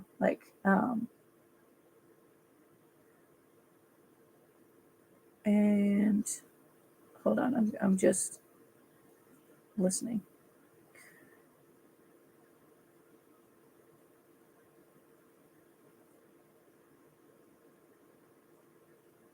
Yeah, I think that this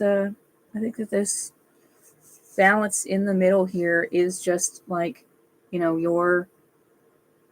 almost want to say I feel like it should be sideways. And that you're close to being in alignment, and also what you're supposed to be working on and you're actually doing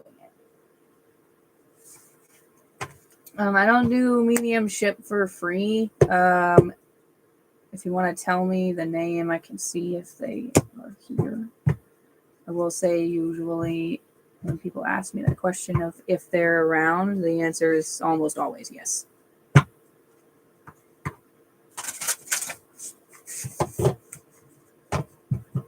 Can I get a card for Ariana, please? Oh my goodness. Oof. Boy, they hit you hard. Are these for Ariana?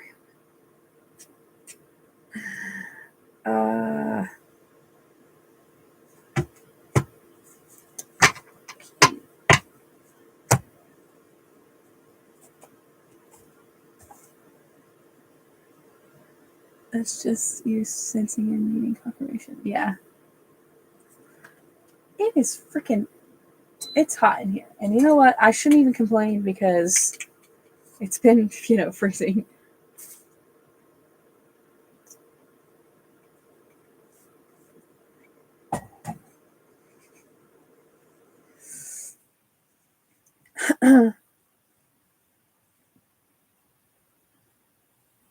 Somebody was saying something. I didn't hear it. Like I heard it, but I didn't hear it.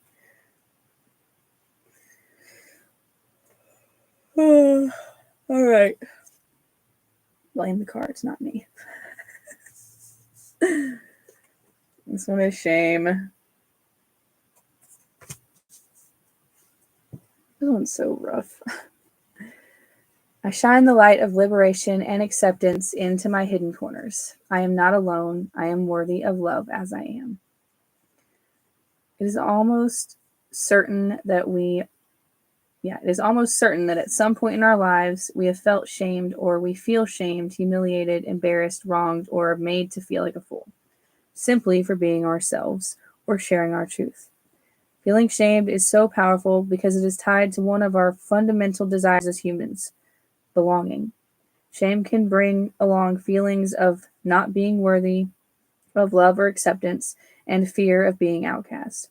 To avoid feeling shamed, one might hide, reject, change who they are, lie about what they feel or have done, isolate themselves, or put on a false mask to save face. Unfortunately, shame grows in isolation. Shame is one of those spiraling energies. When we feel shame, we hide. When we hide, we feel like we've done something wrong, so we hide more.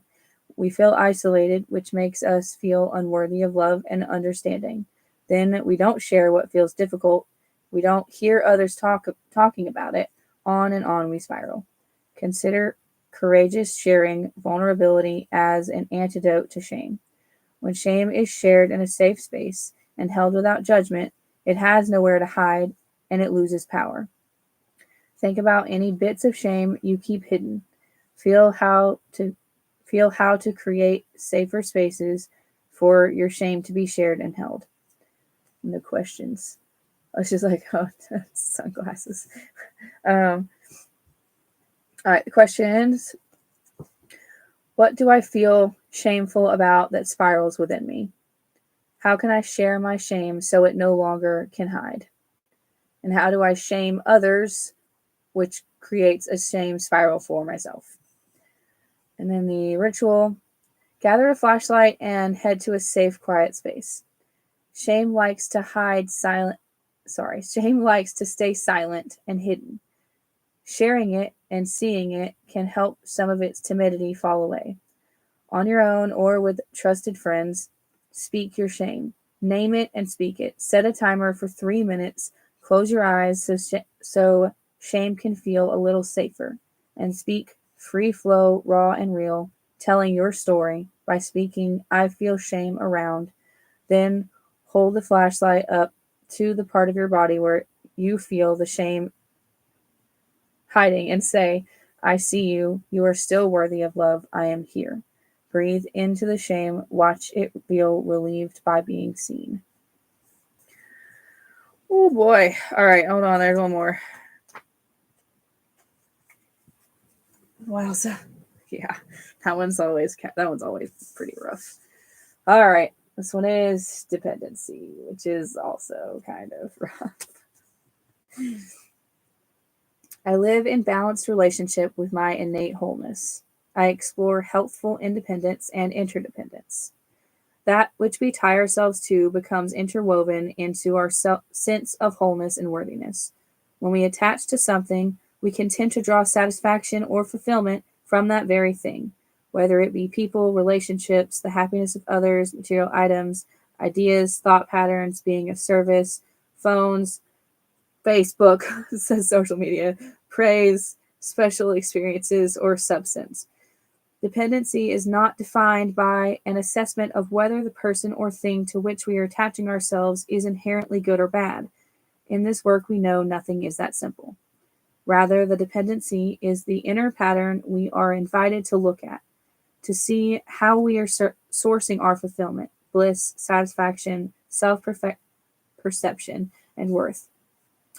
When there is something external from which we are sourcing our fulfillment, we are giving our own power over to it.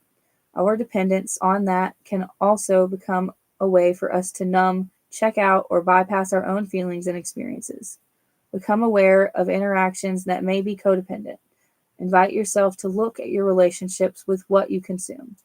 Recognize addictive patterns in new ways. Explore hyper-independence and interdependence. With dependency, let us remember that we are greater than its hold on us. Questions.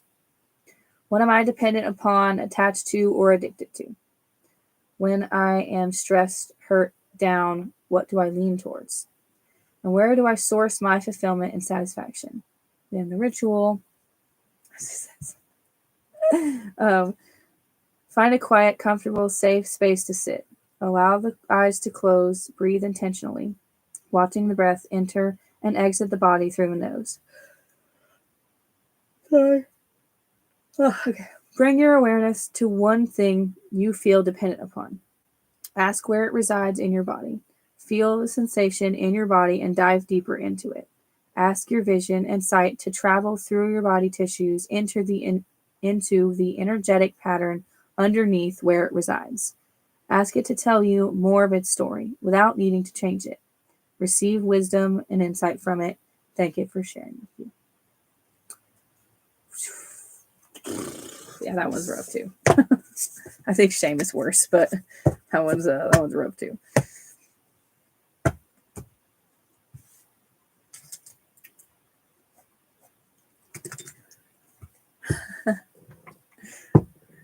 All right. Don't shoot the messenger. All right, Amy. Yeah.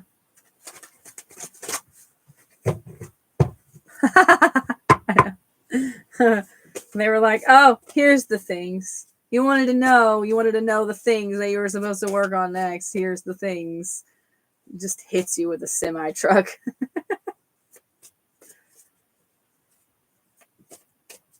You're welcome. Is Amy here?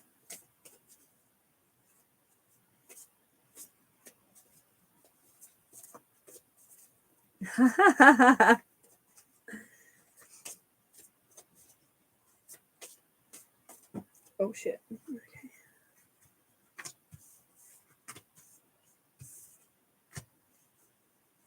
I know.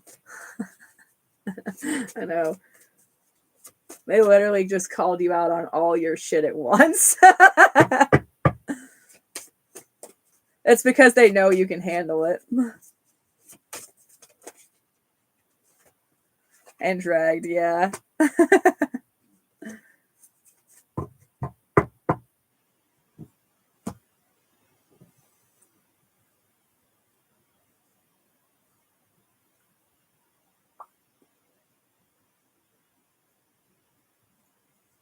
Mm-hmm. Yeah.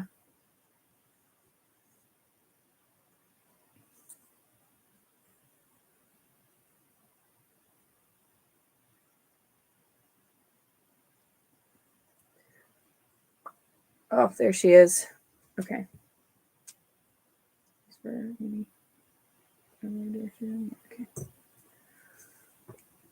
It's not like I don't know it too. I'm just avoiding. That's funny. All right, I see you, Amy. Sorry. Sometimes it takes a minute to go through. That's why I just waited.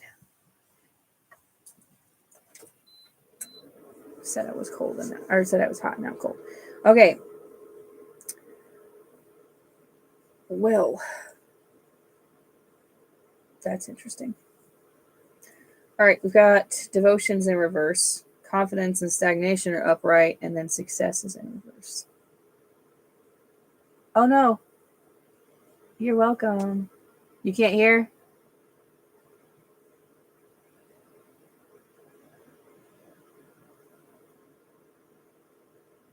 I don't know. You might have to scroll out and back in or something.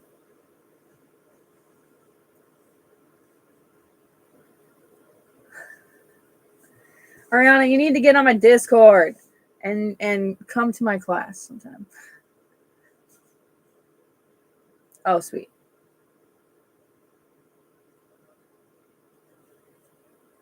Yeah. Send the link tree.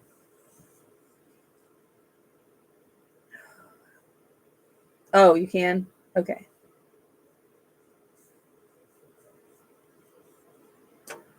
All right. All right, so we've got devotion in reverse, confidence and stagnation are upright, and then success is in reverse. And I hope you can still hear me. I said it's interesting.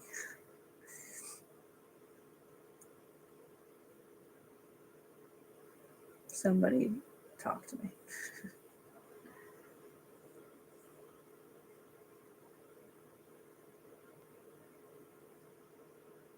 This is kind of coming in similar to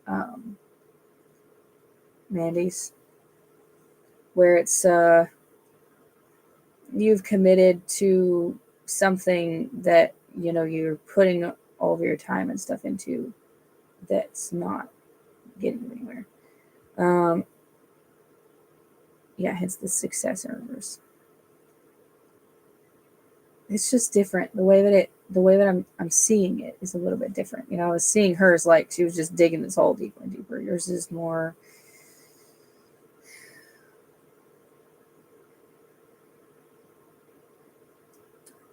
It's more like, you're trying to go down this, we'll say, energetic river, and you have kind of come up against this big boulder that's blocking most of the path.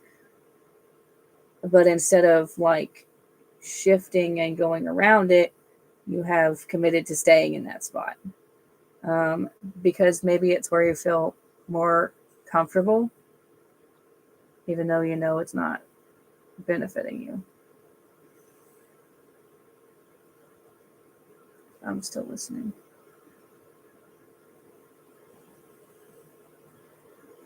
I feel you. I get that a lot. That's where the shadow cards come in. I think that, yeah, I'm going to say I think that's obvious. Let's see what the shadow cards say to give you some kind of direction on where to go. Because, yeah, because this stuff comes from blockage, which is almost always perspective, right? Because once you change perspective, you change the way that you behave and the decisions that you're making, and then you move the things out of your way. So let's see what these say on options. I think that's the thing, is that I think that you're looking for something too, I almost want to say literal. You know what I mean? You're looking for something too tangible. Like, you're like, well, I don't know what job to go after, or I don't know, like, I'm going to give examples. I don't know what car to buy. I don't know where to move to. Like, those are very tangible things that are, directly happening that we feel like we have control over. But the situation is actually the opposite. Like, we have control over what is happening, like, within us. And then when we start working on that, that's when the options start to open up. So that's where pretty much everybody gets stuck. Okay, can I get a card for Amy, please? Let me get her unstuck. Don't give me like 5. They didn't give me 5, they gave me 3. Oh God, I don't know if I want to read all 3 of these. Let's see what they are. Okay. And I don't know if you were in here earlier.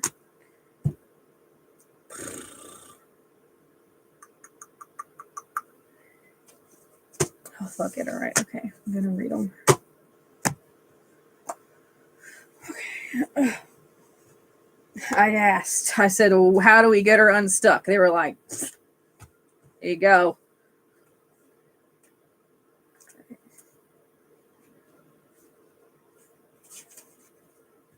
Okay. I really like this one. The picture is so scary, though.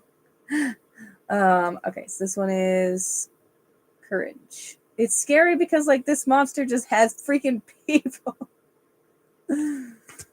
Oh! I said a freaking river! Oh my God. Wow. That's really funny. Shit, it's almost like I'm psychic. Oh man. I don't know if Ariana's still here, but I gotta tell you something in a minute. Okay.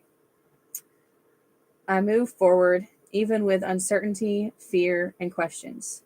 I follow my heart and speak my truth. Courage is not courageous without the presence of fear. Otherwise, it would just be called action. Here's the tricky thing about fear. It creates really grand and believable stories, even when they're false. We must be willing to notice when our fears are actually trying to protect us, to keep us alive from a life-threatening possibility, and when our fears are telling us stories that feel scary to the body, but in actuality are insignificant threats. Fear is an invitation for courage to rise up. Vulnerability, authenticity, standing in our power, going against the grain, speaking the truth, saying no, saying yes, rising in leadership, owning our gifts in the world. It all requires a big, courageous yes to ourselves and to the knowing that what we value is bigger than fear. For those fear threats where we know that we are not in harm or danger, it is courage time, especially when the fear involves how we will be perceived by others. This is going to make sense in a second. Like, even more sense in a second. Okay. Sorry. For those fear threats, when we know that we are not in harm or danger, it is courage time, especially when the fear involves how we will be perceived by others. One way to squash the fear voice and to amp up the courageous forward movement or decision making is to get to know the fear itself and to ask ourselves, if everything went well, would I be a yes to? If the answer is yes, it's time to put on the courage pants. And notice what fears show up when you are trying to make decisions that feel like a call to courage. Ask the fear itself what it is afraid of. Cultivate courage and say yes to more small yet bold actions. The question, excuse me. Am I willing to sacrifice what I want due to feelings of fear? Am I willing to make courageous moves for what I desire? And when I felt most courageous, what was different then? In the ritual, sit in a quiet, uninterrupted space. Allow your eyes to close and receive a few deep breaths through the nose. Imagine 3 distinct spaces in your mind or a vision space in front of you. 1, the thing you desire. 2, the courage needed to make it happen. And 3, the fear it is up against. Bring each of these 3 energies into your heart one at a time. Fully feel the energy of each piece in your body on its own. Ask each piece to give you one single nugget of wisdom and notice what you notice. All right, the next one. This next one.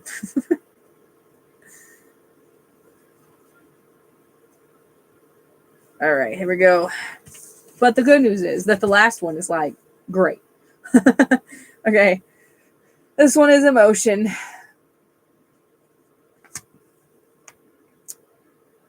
I allow myself to feel all the emotion and energy in motion that flows through my body. I feel in order to reveal and heal. The word emotion originates from the Latin ex movere, or to move out. Emotion is literally energy in motion, a moving essence within us that is very much on purpose. We have likely heard or have been told this about ourselves, of being too emotional or that expecting too much. Oh my God, I can't even read tonight. Okay. We've likely heard or have been told this about ourselves of being too emotional or that experiencing too much emotion keeps us in a bad or negative place. Emotions are great teachers. They are a way for us to move energy, to learn about ourselves, and to notice a visceral sensation within us of something that is calling for change or awareness. When we feel an emotion rise forward and don't know what to do with it, don't have time to deal with it, or somehow desire it to be different, so we push it away, we stop that energy from moving its motion and it begins building up. Expressing unexpressed anger can turn into rage, unfelt sadness can turn into despair, and untapped joy can get buried, creating blockages from repressed emotions that we didn't allow to be felt. To not feel our emotions is to deny ourselves wholeness. Notice any times of trying to push something down only for it to keep persisting. Allow emotion to move through. Grief can teach us about acceptance and resilience. Sadness can teach us about loss and desires. And anger can teach us what we are passionate about. Allow some gratitude for any emotions that are wanting to flow. Then the questions. This is literally like exactly what I was talking about with the with the energy and the blockage and the freaking river. Okay. What are some emotions that are coming up for me to feel? What times have I stopped myself from feeling my feelings? And what are some emotions that I don't want to feel and why? And then the ritual, enter into an empty bath. Oh, I like this one. I like this ritual a lot. Alternately hands in a sink. Turn on the faucet. Imagine each drop of water is a representation of your emotions. Watch as the water pours out and fills all the space around you. Sit in the fullness of your emotions. No salt, bubbles, or making it pretty. Feel what comes up. Steep in the truth of your emotions. Ask them to reveal hidden insight. Allow yourself to release anything that is bound up emotionally. Stay in the bath and release the drain. Feel as the water drains away heavy emotional buildup as it leaves. Something that I usually recommend with this, because there's one more card, but because I have complex PTSD. Accessing my emotions is very difficult. So, like the way I usually do that is music. So, like if you feel like you can't just tap into the emotion, like you could pick a certain memory that automatically has that attached to it, but you could also just listen to music that aligns with what it is that you're trying to process. Because 2 reasons. One, it just makes it, I feel like it makes it easier. And 2, then you have that sense that like you're not alone, like somebody else has gone through this same experience or feeling or whatever and come out the other side okay. You know what I mean? So I like the music analogy. You could do that and the bath thing at the same time. All right. This one is Rising. This might be the best card. All right. I grabbed the wrong. I put it on the wrong page. Okay, not gonna be able to hold it up because it's pages are falling out. Okay. I arise from the ashes of life's flame. I am resurrected, reborn, rising. We have opportunities to rebirth ourselves consistently, with every year on our birthday, every month with the moon, every day with the sun, every moment we choose. Like the phoenix who dies in a beautiful display, bursting into flames, becoming fire and ash, and as grand a resurrection as the perishing, a powerful self emerges each time anew. Our lives have defining moments that shape us, show us what we're made of, stretch us to know our own power and strength. More often than not, those defining moments come from how we rise when we have fallen. Our power and brilliance are amplified by moments when we've had an opportunity to perish and meet our destruction, and instead we rose from the flames. Parts of us die when we outgrow them, when we experience an event that is traumatic, or when we choose to let parts of ourselves go. What if those emotional and spiritual deaths are invitations for us to rise and rebirth? Reflect on parts of yourself that have died, mourn them if needed. Consider parts of yourself that have rebirthed. How did you rise even stronger than before? And the questions: what within me am I ready to release into life's flames? How can I honor the parts of self that are no longer here? And what new identity do I choose to rebirth myself as? And then the ritual: gather a piece of paper, pen, and fire supplies, outdoor fire, or safely indoors with a small fireproof bowl and a candle. Turn off the fire alarm. Okay. I've done that. Sit quietly, receive a few deep breaths, tune into a part of self that is ready to be reborn. Ask that part of self what is ready to fall away and what parting words of wisdom it has for you. Write anything that you're ready to release in a symbolic death. Read what you wrote, speak it into the fire, release it into the flame, and watch its beautiful departure. Once the fire has died down and cooled fully, safely collect a small bit of ash, tune into the part of self that is ready to be reborn. Welcome that part of self to this world by anointing yourself with the ash and saying, "Thank you. I welcome you. I am here." That one gives me goosebumps like every time I read it. It's so good. Oh boy. I hope those were helpful. You can do this, okay? Go start with the emotions one first. That one is, yeah, that one's gonna move the blockages the most, I think. Okay. Ariana, are you still here?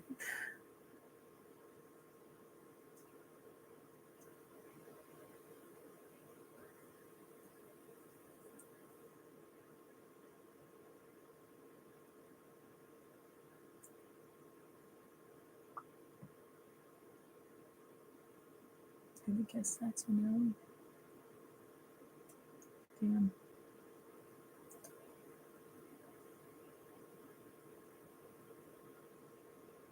I don't know who all is here.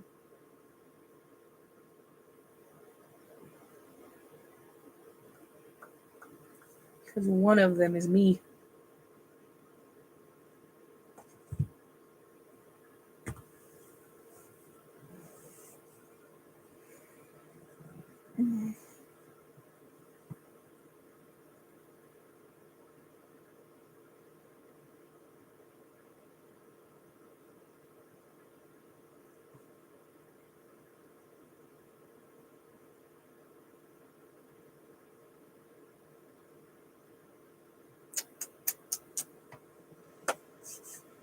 Okay. Well, I guess I'm gonna get off here, guys. I don't know who's even still on, but I may be back on. I may be on tomorrow night. We'll see. Every time I say that, I'm not. So we'll see. But anyways, I hope that everybody has a fantastic, wonderful, magical night, day, morning, afternoon, whatever it is, wherever you are. And I will see you guys soon.